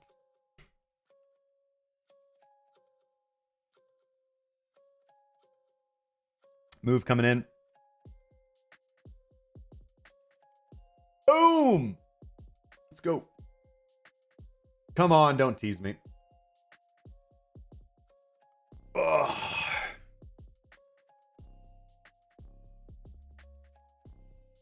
All right, let's talk about Revest Finance.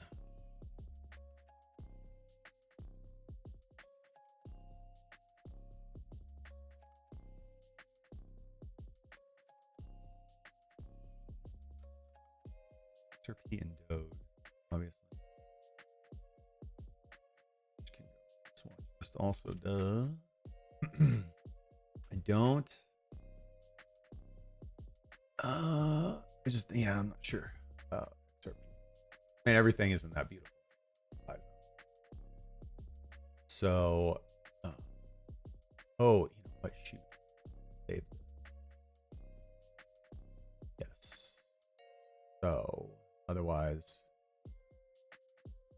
we're going to lose intraday. That is how I want things to be.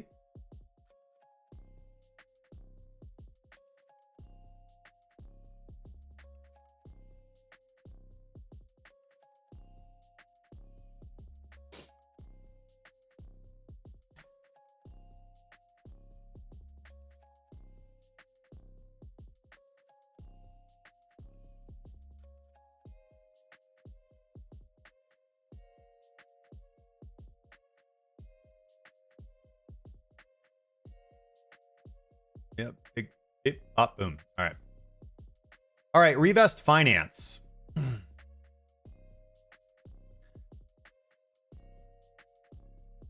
Big picture. Revest Finance.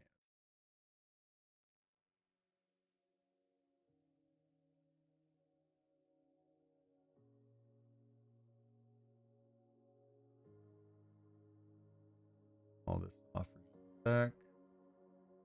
Strategy tester offer just a sec. Let's start off with VRVP. Get an idea of what our liquidity profile is like. Okay. So, first things first, low volume nodes. Right. Low volume node. Really the significant one. Another one there. But it's all well and good. So here's our value area. So here's our level of resistance, right? We've got strong resistance here. All right. So big picture resistance for Revest Finance starts around 33 cents, 32.86. We are in the high volume node right now. As you guys can see, price did break above, kind of into moon zone territory here, up to 36, above 33 cents, getting all the way up to 50 cents. But there's not a lot of liquidity up in this zone. This is not an area where market makers and liquidity providers are supporting the token. So price moved back down into liquidity. We have a low volume node directly underneath us. Low volume node indicates that price wants to reject away from the low volume node. If we are able to get a close, obviously price does one of two things, right? It reverses violently away from a low volume node, or it blasts through a low volume node. If we are, so again, and strong support coming in at 18 cents. So we've got very strong support here at 18 cents. If we lose 18 cents, then this rally is most likely over because we're not unable to sustain any kind of bullish momentum here on Revest Finance. And price would likely move back down closer to the average investor cost basis, closer to 5 cents. But let's hope that we can build this momentum. Again, we do need to clear 33 cents for us to kind of make any forward progress. And we do, of course, need 18 cents to hold for us to maintain in this range. But price can hang out here for a very, very, very long time. So with that being said, what are kind of the opportune areas where we would just in general want to be looking to invest? Well, we want to be buying pretty close to 18, 20 cents. I would generally be recommending kind of accumulating, looking for an aftershock pump somewhere around that area. We do have, I'm going to draw it in some way that makes sense. Yeah, that makes a lot of sense. I like that. That's pretty good. All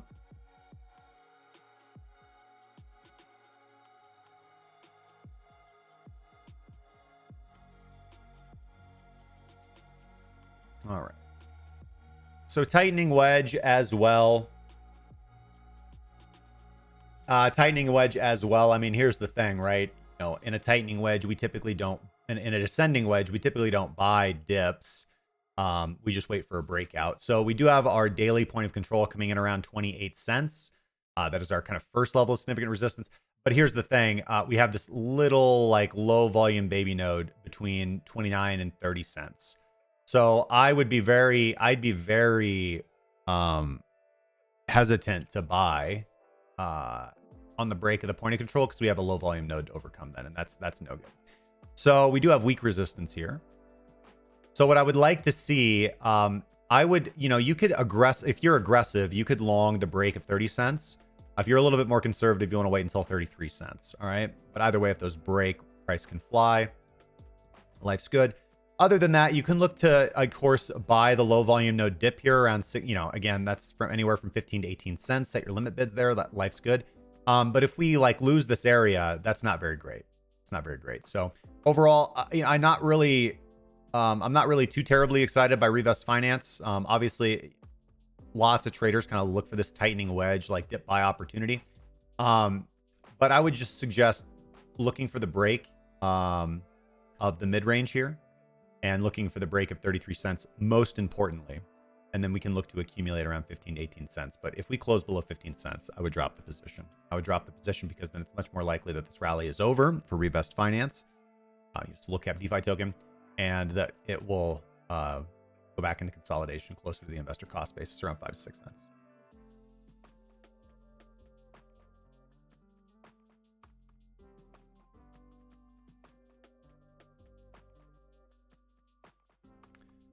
Tyler, it's a very good point. Yeah, most coins don't get two pumps like that. It would be very unlikely to get a third one, right? But again, bull market lifts all tides.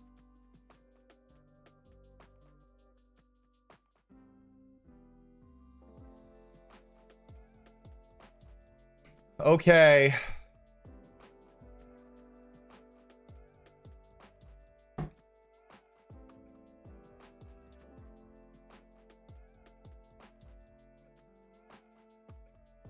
Nope, guys, I'm out. And close that one with a small L. It's okay. But seeing volatility get crushed here, and I'm starting to see a little bit of expansion to the downside, and that just doesn't. That is not what I signed up for. All right, I did not sign up for this. If we're not going to sweep liquidations, fine. We're not going to sweep liquidations. Maybe I'm not being patient enough. Whatever. Who knows?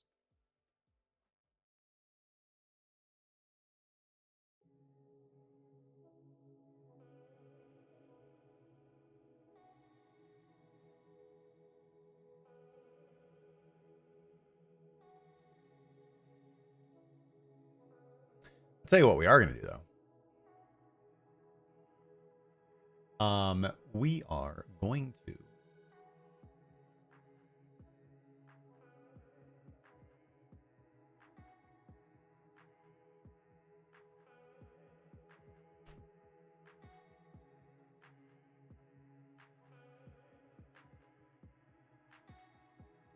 excellent.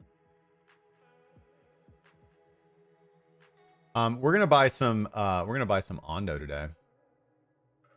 Ondo's doing really good. It's part of my portfolio, and I don't believe we did Money Monday. I don't believe we did Money Monday. So bear with me a second here, folks, and I'm gonna buy some Ondo.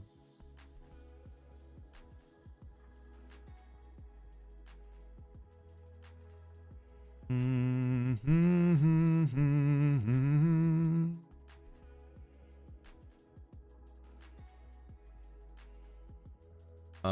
20 minutes left in the stream.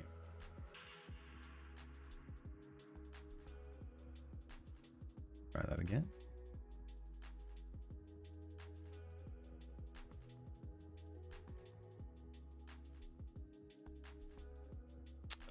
Boom, bam, bop.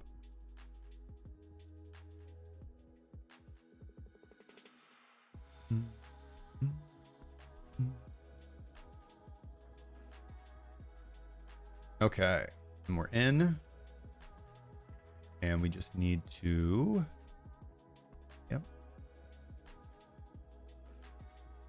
Okay. Oh, we want to deposit.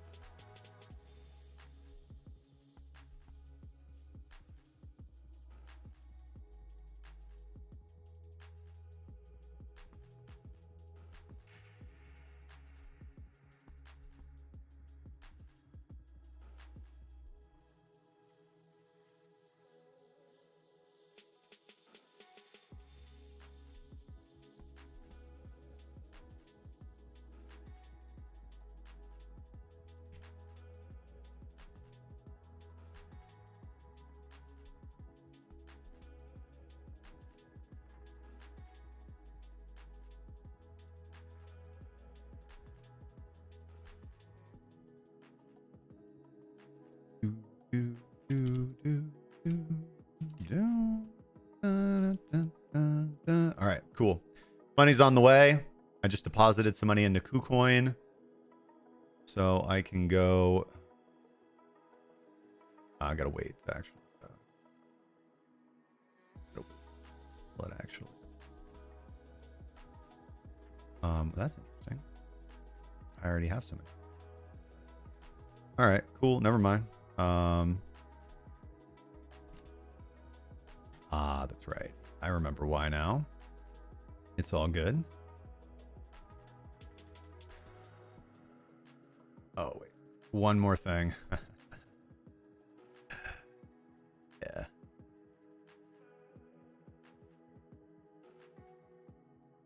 There we go.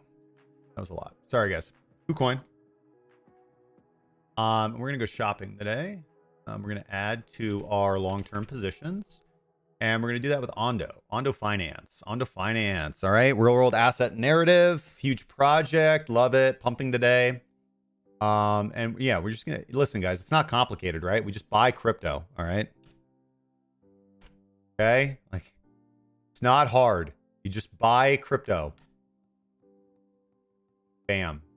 You just bought $1,000 of the Bondo. All right. And I think Ondo's probably going to 20x in this market cycle. So in my mind, I just secured $20,000. All I have to do is just not screw with it. I just, you know what I'm going to do like later on this evening? Actually, I do it like once a week. I take all my little buys and I just send them over to cold storage. Right? Guys, come on now. All right, and we're done.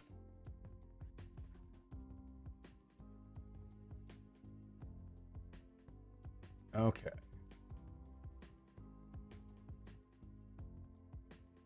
Ethereum, I don't even want to look at you right now.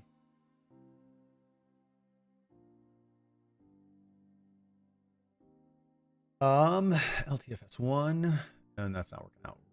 But on the 3.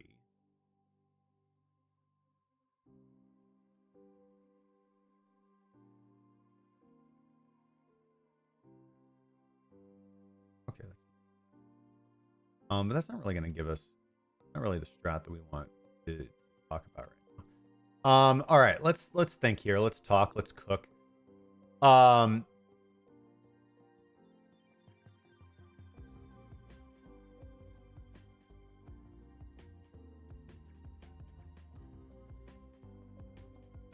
We're kind of broken out of that channel. Yeah, I mean, listen, let's just price is just making a continual run on the daily point of control. We're smack dab in the middle of the value center. I think there is more incentive for price to run up here into the liquidation zone. Fuck yeah, I did, man.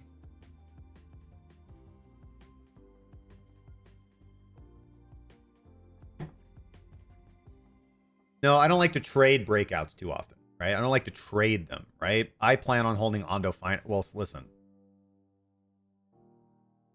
So Ondo, well, let me look at my notes. Make sure I've got this right.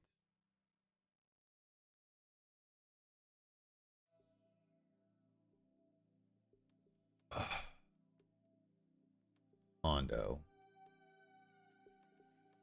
Let's see. Today is 2024-02-22. And today I bought Ondo.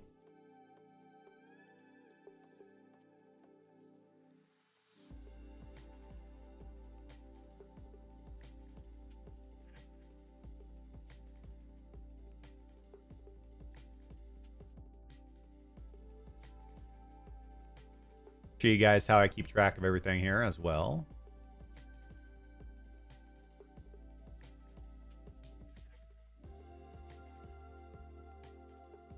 Let's see here.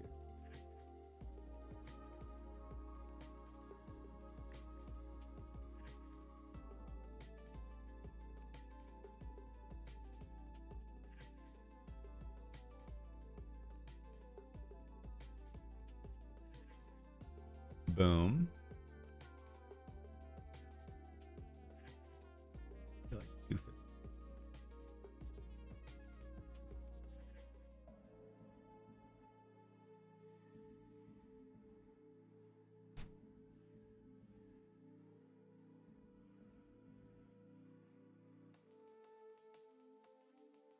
Average price was 0.4726. Boom. And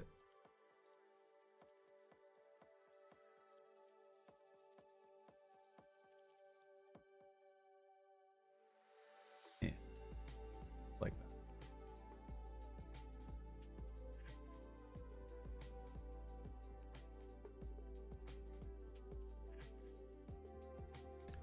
All right, that's how much I have. Excellent. So guys, not keeping track of stuff is the bane of most traders. So keep track of absolutely everything. All right. Here's my portfolio purchases so far for just these last 2 weeks. Here is all the purchases I made on the 16th of February. And again, as I saw, I skipped Money Monday, so I bought Ondo Finance. just wanted more of it in my portfolio. I track my fees, my cost basis, my average price, my quantity, my asset, where I bought it, where I sent it to. And this is how you don't lose things, right? Yes, we can rely on DBank. Yes, we can rely on Zerion, et cetera, et cetera. But guys, I'm just telling you, you would be absolutely astounded what you can accomplish with a spreadsheet. All right, you can actually, I don't know, like keep track of things. I know we don't talk fundamentals much, but I'm just so bullish on oil. I just sold my...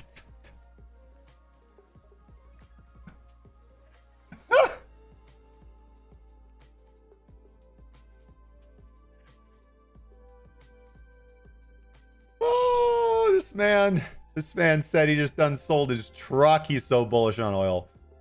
I mean, my God.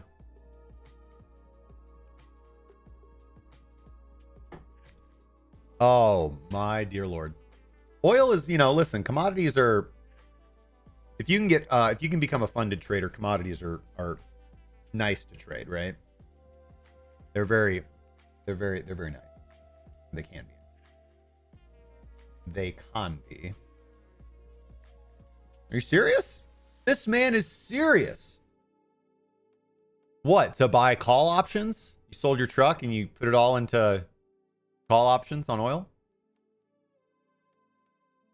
Bitcoin doing same thing, right? Same thing, unfortunately. Let's see, how has the liquidity profile on Bitcoin changed at all? Yeah, a bit. Yeah, so we've stacked up a bunch more shorts at 50,812. So we're either going to drive up and start clearing out these shorts, or we're coming all the way down to 59.58. That is crazy. Yeah, so we actually have stacked up liquidations here. Has their significance changed?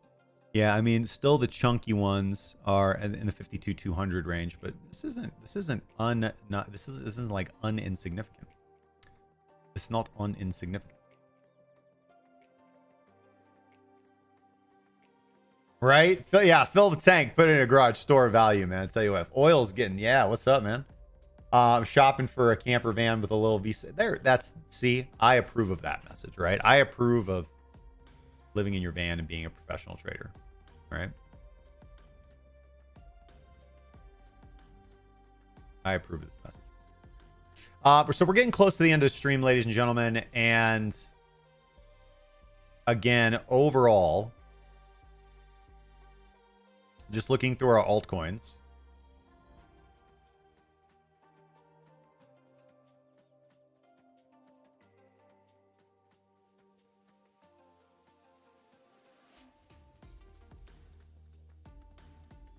Yeah, I mean, Solana is in that buy zone for me. The water strategy is already long on it. Arbitrum is in that buy zone for me. The water strategy is already long on it. Optimism, I would like to see come down a little bit. We could see Wada tried to buy and closed out. No bottom feeder signals yet. Bottom feeder is not firing. Sui also in that demand zone buy. So again, aggressive. Listen, we're looking for like aggressive buys pretty broadly across the market. And I bought Chainlink. If I was going to get anything else, it would either be Solana or Sui here. All right. It would be Solana or Sui.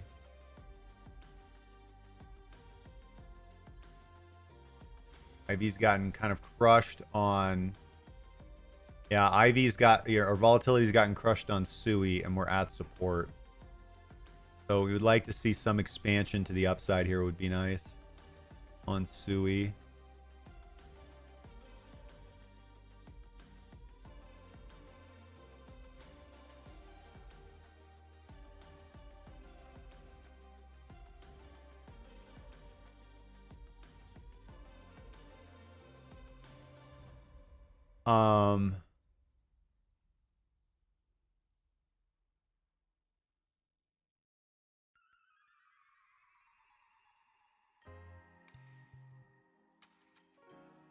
Bottom feeder did call for the 4-hour Sui position here.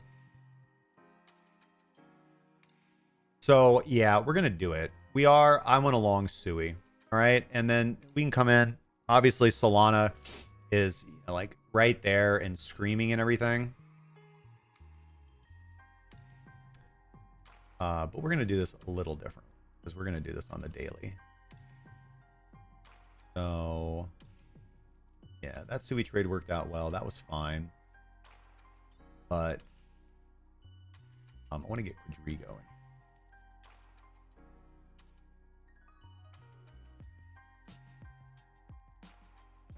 Okay. No.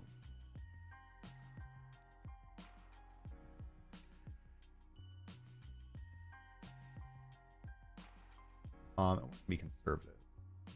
But yeah, let's bid Sui up because that feels right to me. I do want an additional long position. I'm feeling quite bullish and I want to put my money where my mouth is. We're entering Sui at $1.72. Yeah. And our stop loss is going to be $1.46. Which is that 15%? That's quite a bit. That's quite a bit. This is going to be a small position. And we're not going to be able to use, we're going to have to do, I mean, we could get away with 7x leverage, but I'm probably just going to use 5x leverage.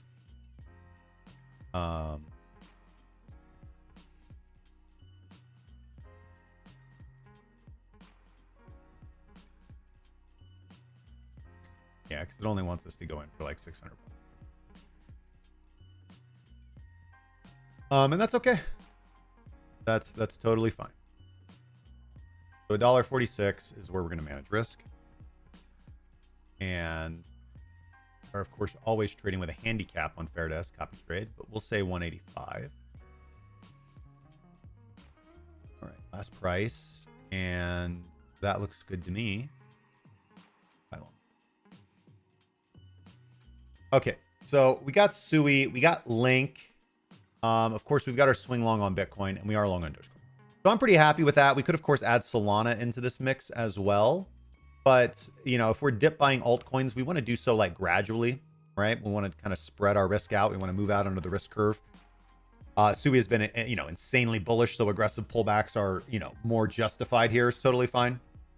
And then, you know, if the market does continue to keep dipping, then tomorrow or Monday, for example, or Saturday, then we're like, oh, okay, cool. Market's dipped a little bit lower. Let's get Solana. Market's dipped a little bit lower. Let's get ARP, et cetera, right? All right. 7 minutes left in the stream, guys. Unless anybody's going to gift 2 memberships or sub to the channel. Not sub, but become a member, become a sponsor, become a patron.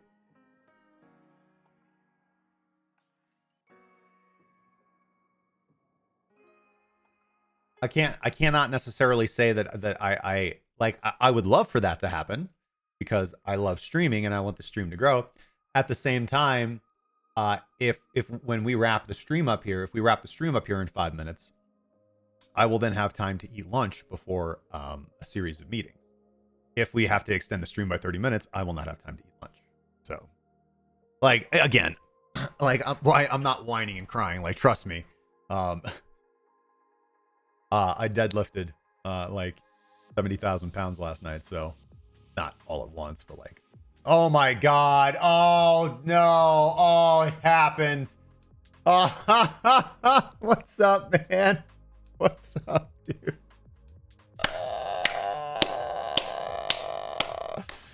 Oh man, yes to crypto with the 5 gifties. Oh my god, thank you so much, brother. Thank you, man. Oh, dude, you're the king, man. We gotta get, you know what? We gotta get the leaderboard. I know that thank you so much, man. There's I've seen other streamers that do the membership thing. They have the they can pull up like the in-stream leaderboard and then the all-time leaderboard, right? So I've got to put something like that together. But thank you so much, man. Welcome, guys. Akash, cool. We've got Ahmed. Who else got a membership? Oh, dude. Yeah. So this like the my interface is taking a little while. Oh, we got Milo, Zach, and Speed Racer as well. We got gifted some memberships. Can we get some thank yous, man? Or we can get some claps in chat. Some claps in chat. Very nice, very nice. Thank you guys so much, brother. All right, we will be extending the stream. Let's do it. We're gonna go for another 30 minutes.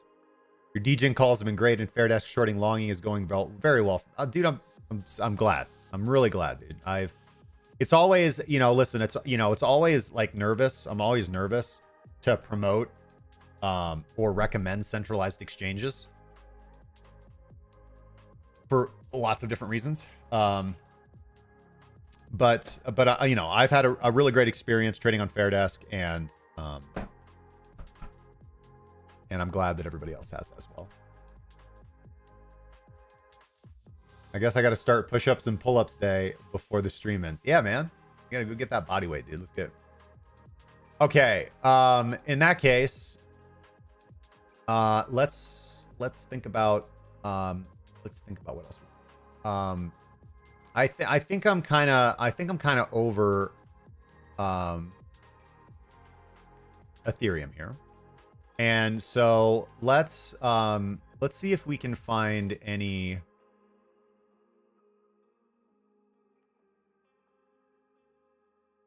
let's put our intraday system and strategy.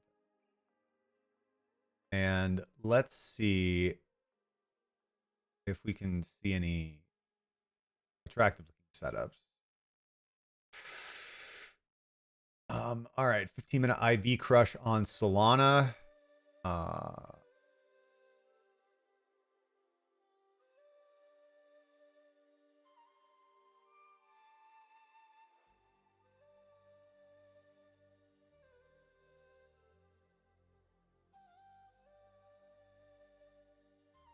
Let's go look a little bit more closely at Solana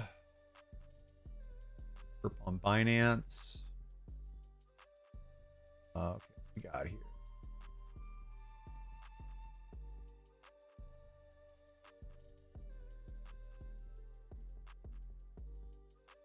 Rising open interest is always bullish. It just hit some licks. Yeah. Solana's fine. Go grab us a little position here.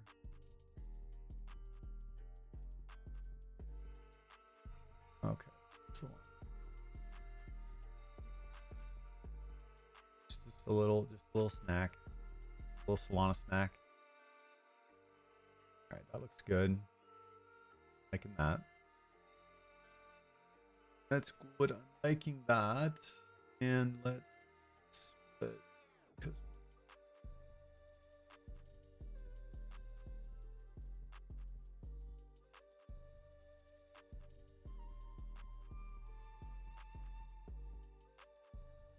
One minute.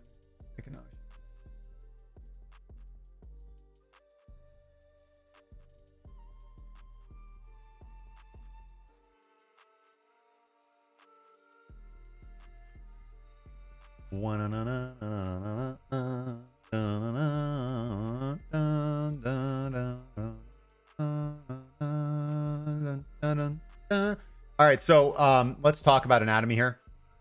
Price did come down here to our daily point of control. Oh, you know what? We should definitely we definitely need to be looking at the patient profile here for Solana, making sure.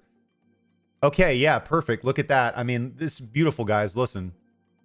All right, so little reversal day trade here. And what happened? Price drove into the liquidation zone, and we would expect a nice movement away from liquidation. All right, pretty simple, nice and easy. This is how we do it, guys.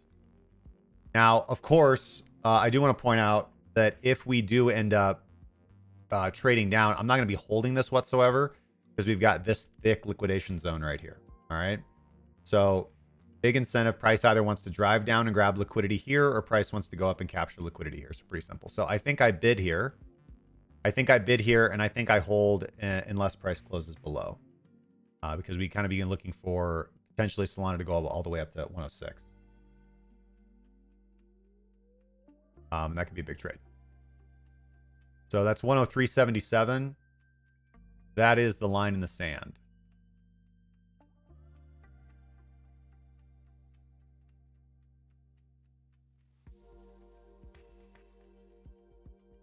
Okay, that is the line in the sand. We cannot see price close below 103.77. This has to be the bottom. We will not be holding any kind of sustained dip here. It's just not going to happen, man. It's just not going to happen. I mean, that is, you know what? It's so happy for me to look over and see the member goal at 38 of 35. You guys are, you know, man. Carrying the stream, yes, to crypto, man. You are carrying the stream, brother.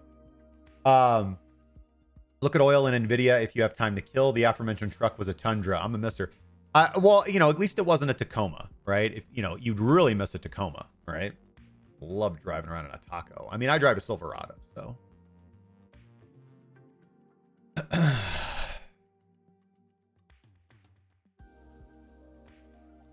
right. We gotta add our alert here.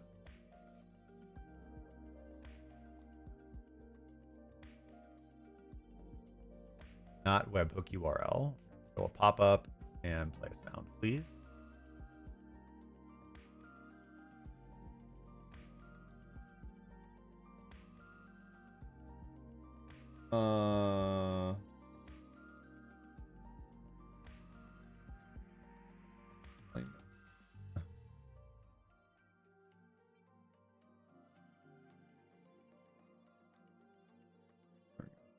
Like the beep beep. Beep beep's best noise.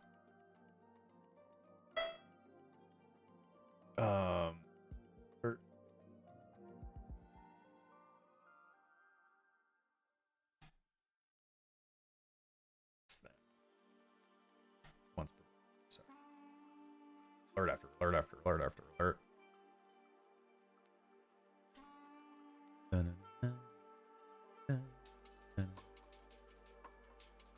All right, so 100, 1 minute, 200 EMA coming up at 104.478. Will we see resistance? Let's just kind of see here. Yeah, so we have rejected from it every time, but that was before we hit liquidations. Can we now blast through? All right, can we now blast through? Can we please generate enough momentum to just, you know what I mean? To just do something.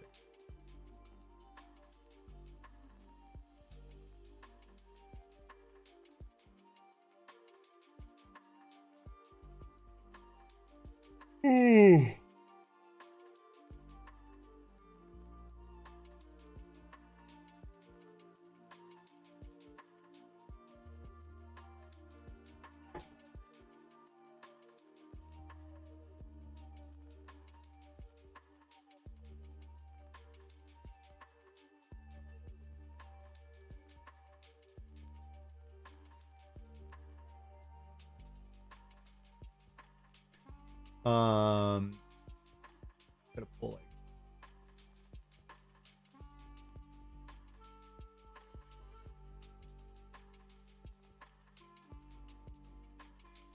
All right, what do we see here?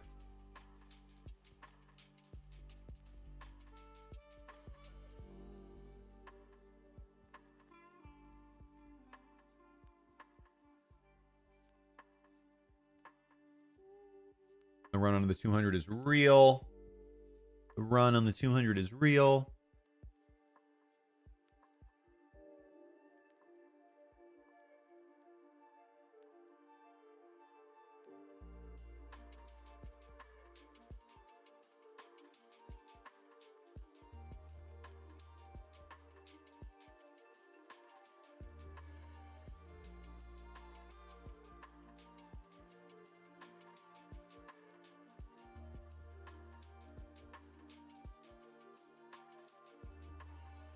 Dr. Kong, RKL, welcome on in over from, well, no, wait, you're probably not from Farcaster if you're into Jesus. To Miriam, hey, what do you want to see in the XRP BTC chart? Want to see like, oh, for price to move on up? I mean, here's the thing. I've been watching XRP, you know, relative to USDT. For the last week, because, you know, we're just consolidating around that daily 200. So pretty important. And We're just consolidating around that daily 200, and I think it's, I mean, just good price to buy XRP, especially because I'm bullish, right? I think that we're going to break to the upside here broadly on our altcoins. I think if I look away from Solana here for a second, we won't clear, especially because we got the alert set. So let's just go take a peek. Let's go take a peek. I hadn't looked at anything, so let's just first. I haven't really looked at XRP BTC. Yeah,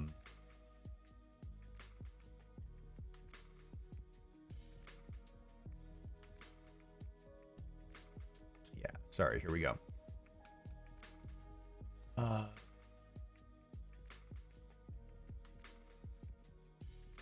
So yeah, bottom feeder is calling to buy XRP right now with a price target of 56 cents. So, you know, again, we deviated from the 200 MA, right? Obviously, we were trading above it. Still got this very wide range. Big picture, mark out.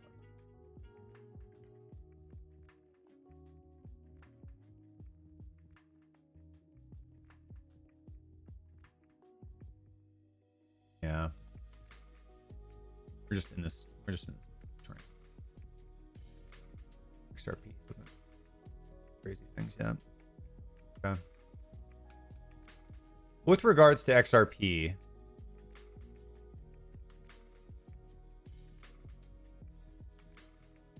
this is the important level, all right? 70 cents. This is a low volume node. Prices come up here and rejected multiple times, right? So we need to actually close the daily above 70 cents. Again, we do have this nice like upwards trend that we've been in. Of course, we obviously had this pop off the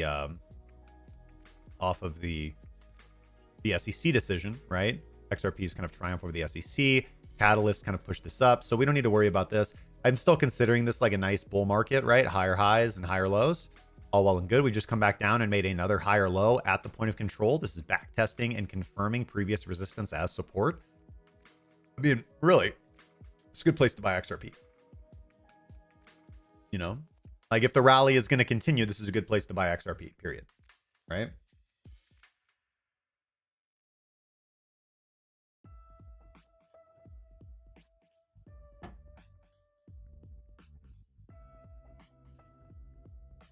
Sometimes I trade altcoins based on their BTC pair when it seems like that one has bottom.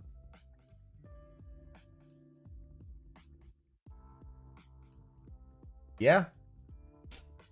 I mean, it's a valid strategy. I've actually, you know, I've talked about this a lot. I've made a lot of material about the difference between like, holy shnikes. Wow.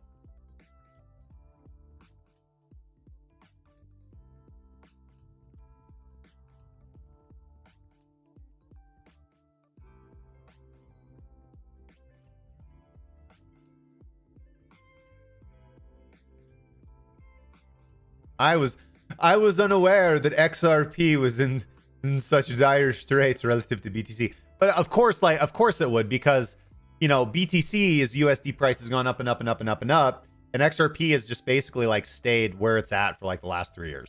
All right, so yeah, man. Listen, reversion to the mean strategies are gold. But here's the thing. Listen. Obviously buy when there's blood in the streets, okay? But in a situation like this, I don't care what the chart is or what the currency pair is or what the quote pair is. When we have something like this, all right? I need to see some things, all right? First off, ideally you want to see like a capitulation bottom, right? So I would want to see a big volume spike, a big volume signature, you know, anywhere from like at least 3x the daily volume moving average here. Let's just throw a reversal system on XRP.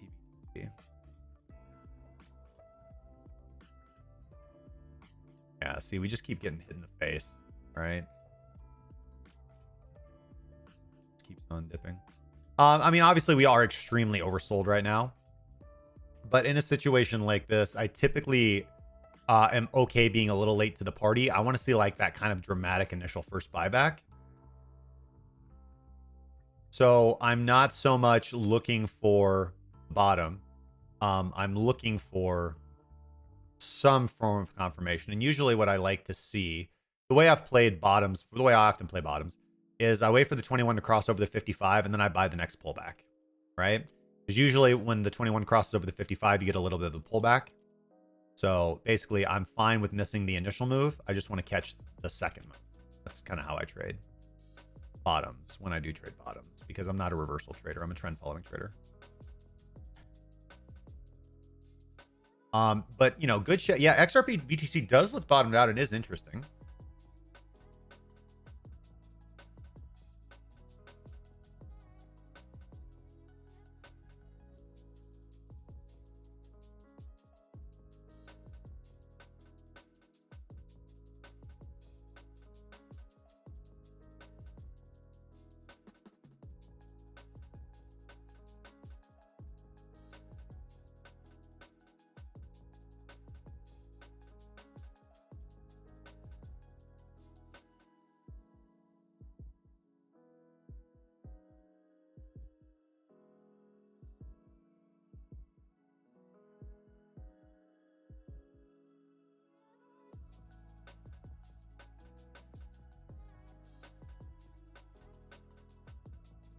Sorry, texting my wife.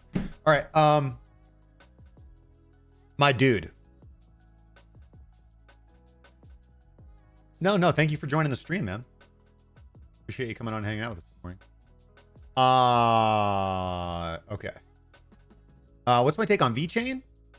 VeChain's good, man. You know, interoperability, not necessarily the composability. IoT is not really a narrative anymore. IoT, you know, was a narrative in like 2017. But VeChain's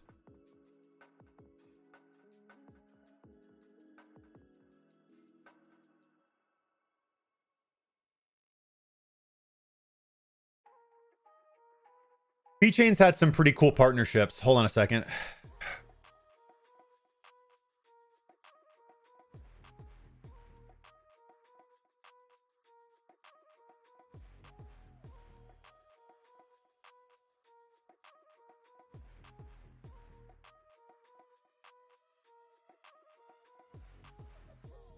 All right, let's go back and check on our day trade.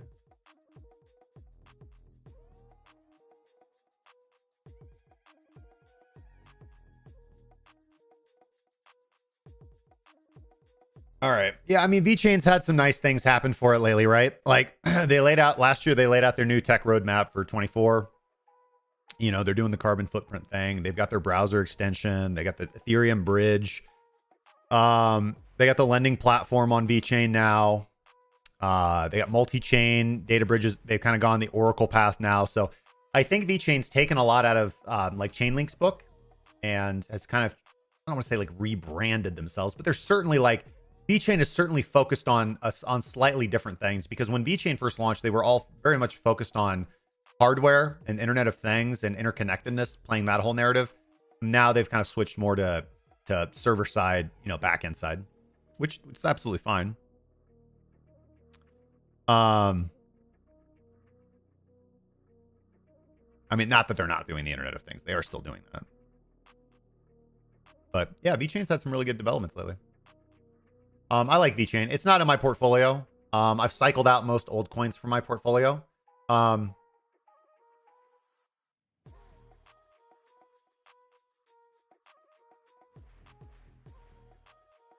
Yes, the crypto says VeChain good. Yeah, price up, man. Price up, price good.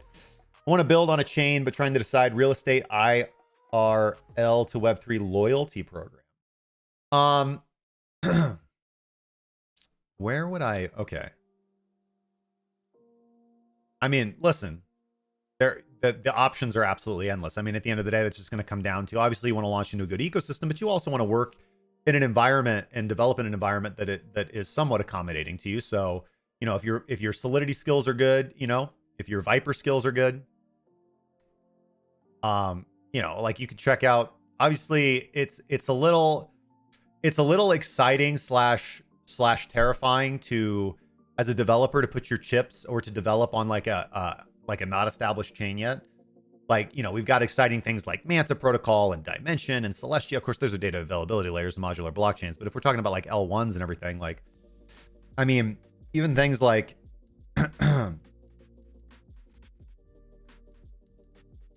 Yeah. Like StarkNet, for example, right? Like if you, whoa, that was not crap. If you, if you make the right play and you develop on the right chain, then your dApp can really take off. But VeChain's probably not a bad choice, right?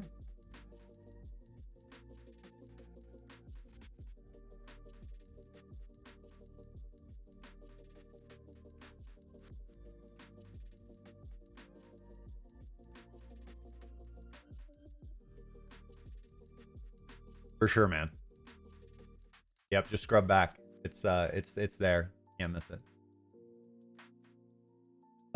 Okay. Well, I'd really like to make $500 today. I will be like I've already made $100 today, so I would be satisfied with 200. But you always have to be satisfied with the market. But I think again, I think I'm gonna hold Solana here. I'll probably take it to the 15-minute 200. We are breaking above that 1-minute 200 as I talked about. Nice. And then, the value area that we want to get concerned about, I think if Solana, if all plays well, we move up to 104.83, and we should probably just take it. Yeah, because then price will be going a little bit above the 21.55, a little bit of reclaim. I'd expect to see a pullback then. I'd like to see a pullback back to the 200 at EMA on the 1 minute. And then ideally price makes a run for the 15-minute for the 15-minute 200. Right? That's what I'd really like to see. So there we go. Yep, there we go. I think we are going to peak here around 104.80. And then we should see a pullback.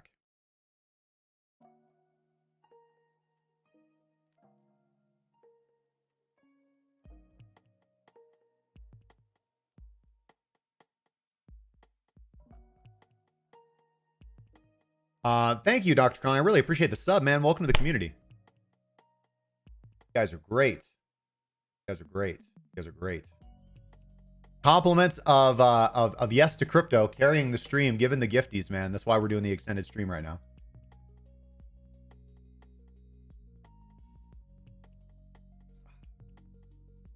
Lunch for me. I might have listen, honestly, I'll have 10 minutes. I will have to run upstairs, microwave my food, and eat it. Right? Oh. What else would you do if you're in a... You would eat quick. Such scintillating words of wisdom from the live crypto trading room. I mean, you only hear it here, guys.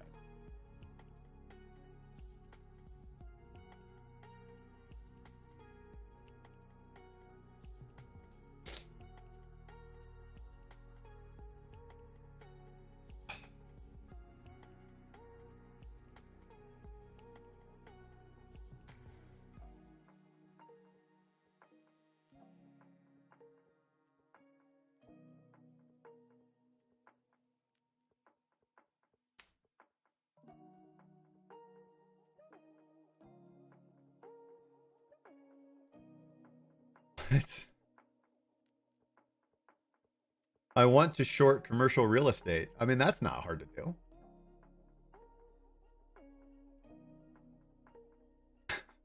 Thank you. Yes, a lot of cooking alpha here. I do cook a lot. I cook dinner every night for my family, for the most part. I like to cook. I really do. I think cooking is important. I think it really brings the family together. And I really enjoy doing it. Like nutrition, and it's important to me. There's lots of ways to short commercial real estate. Just go short a REIT, right?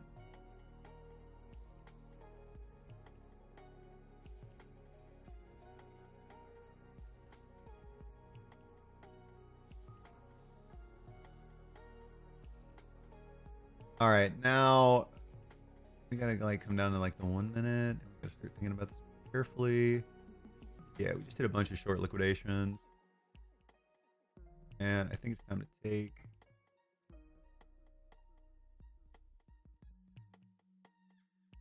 Yeah. So let's go ahead and take our profits on that Solana long. Nice $150 there. Nothing crazy. Again, just eating, right? We're just, listen, we're keeping me fed. We're keeping the copy traders fed, all right? Keeping the copy traders fed. Okay. Pretty nice win streak that we've got going on here this week. Much better than last week's. We had a losing streak last week, so this week's been good. This week's been good, all right? ChatGPT said, favorite meal to cook in under an hour. My dear Lord, I haven't cooked anything that took more than an hour in years. My God, jeez.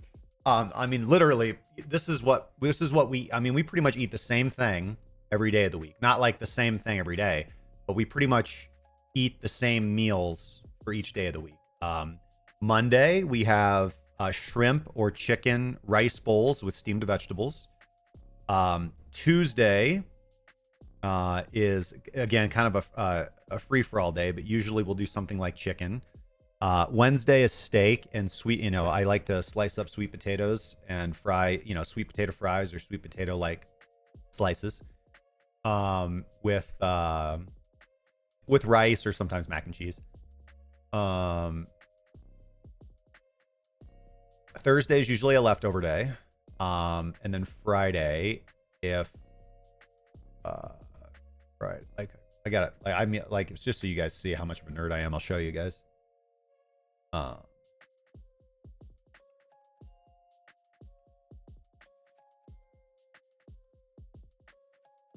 Here, this is my yeah. So this is my meal prep. Every Saturday, I got the lists of like foods that I make right here for my daughter, for me, for dinners. Yeah, so yeah, Tuesday we had all beef hot dogs in the freezer that we hadn't used and some French fries left over. So we did hot dogs and French fries and macaroni and cheese on Tuesday. Yeah, last night we had steaks, rice, and veggies. Tonight we're going to be having tortilla soup and chili, which we made a few months ago and froze half of. So we just pulled it out, defrosted it, and we'll have that. And then Friday I'll make chicken stir fry. Yeah, usually I'll try to make stir fry once a week, but we always do steaks, right? We always do steaks once a week. We always do shrimp or chicken rice bowls once a week. We usually always do stir fry once a week. And then like two are up for grabs. Either I'll cook something, my wife will cook something. We don't really eat out. We used to eat out a lot, but we don't really eat out at all anymore. Like once in a while, you know, like on the weekends or something, but almost never. I meal prep all my breakfasts. I eat the same thing for breakfast every morning to get a high protein start. My daughter pretty much eats the same thing this has been the same for months, right? This is what she eats in the mornings. And then I meal prep my lunches, right? So pretty simple, and life's a lot easier when you just, again, I dreaded that. I freaking dreaded that. You know, before we went back to like meal prepping and meal planning, you know, like around 5-6 o'clock every night, my wife would look at me and be like, what are we doing for dinner? And I'm like, oh my God, I don't know. Like I hated it. Right now, Saturday, I put my meal plan together. I put my online order in at Kroger's /King Soopers. I go pick it up, and then I meal prep up on Sunday nights, and then like, God, my life's so much easier. It's like I don't have to think about it. Like I'm gonna have a nutritious 50 grams of protein meal. All I gotta go upstairs and do is just put it in the bowl, microwave it, come downstairs, smash it real quick.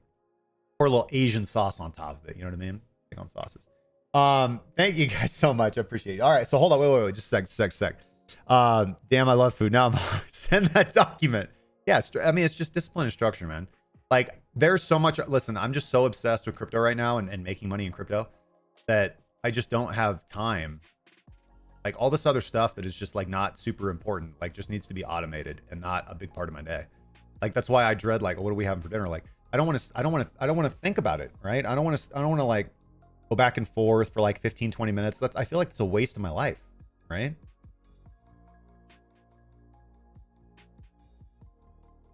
The old King Soup, the old King Stupids. ChatGPT said, use ETFs that track commercial real estate indices. Shorting ETFs like the VNQ or IYR can expose you to the broader market. Yeah, absolutely correct. Can't short WeWork. Consider inverse ETFs that specifically aim to move inversely to real estate indices. I mean, I want to short it today. Can I do any of that? Can I do any of that on Fairdesk, or is it just crypto? No, Fairdesk, unlike FTX, Does not have those exotic markets for you to trade into. Does not have those exotic contracts for difference. Basically, that's what they are, right? You know, Binance has some. ByBit does ByBit still have some of their contract for difference markets? I feel like they do. We want to go crypto and like Euro USD. And all exchange types, centralized exchange, all sources, we want ByBit. ByBit still have any of their... No, ByBit, it seems, has gotten rid of their contract for difference markets. Bitstamp, Kraken, Pyth has a Euro USD. Pyth, but there's a lot of options on decentralized exchanges to trade like traditional stocks. They're proxies for stocks. They're contracts for difference is what they are, right? They're contracts for difference is what they really are.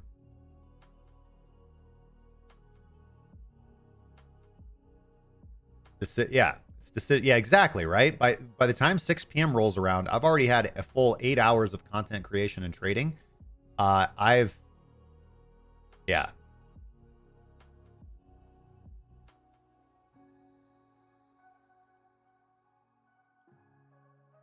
Yeah, I mean, yeah, exchange, yeah, like some of the smaller centralized exchanges like BitGet, Prime XBT, et cetera, et cetera. They might have more of those exotic markets as well. Yes, exactly.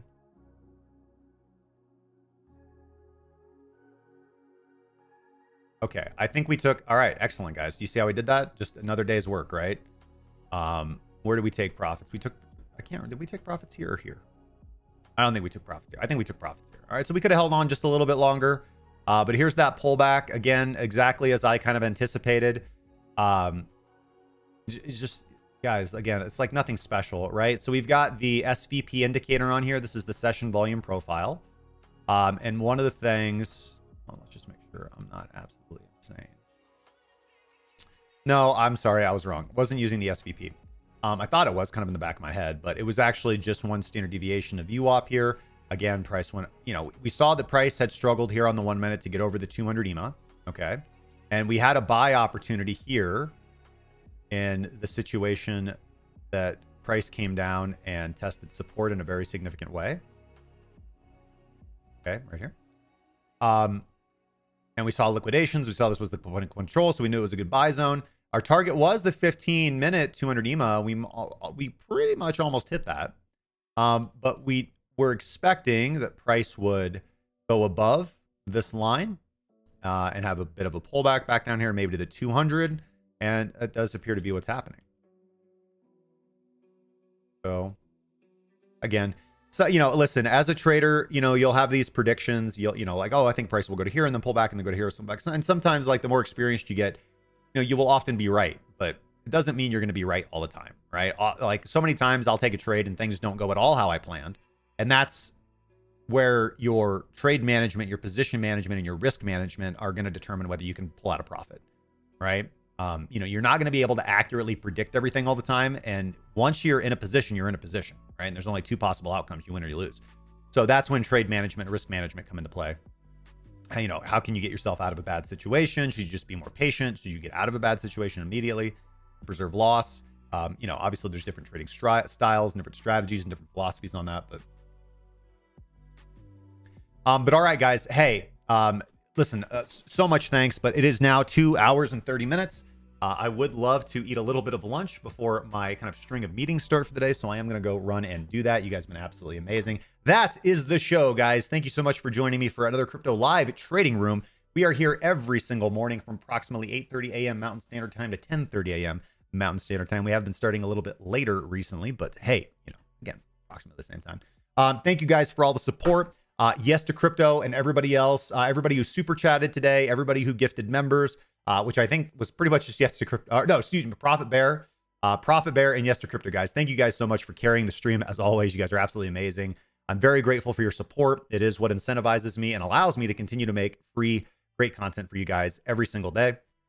I will be publishing a standalone video here later on this afternoon, just the market update from today's show. There wasn't really a topic today, unless I scrub through and find something that I find worthy of clipping, but I doubt it.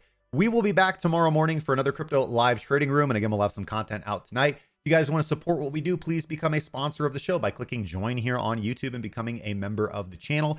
If you'd like to support us but cannot afford to do so, just smash the like button. It helps distribute our content out there to those who haven't seen it and helps the channel grow. It is so critical. It's so helpful, and it helps more than you could possibly imagine.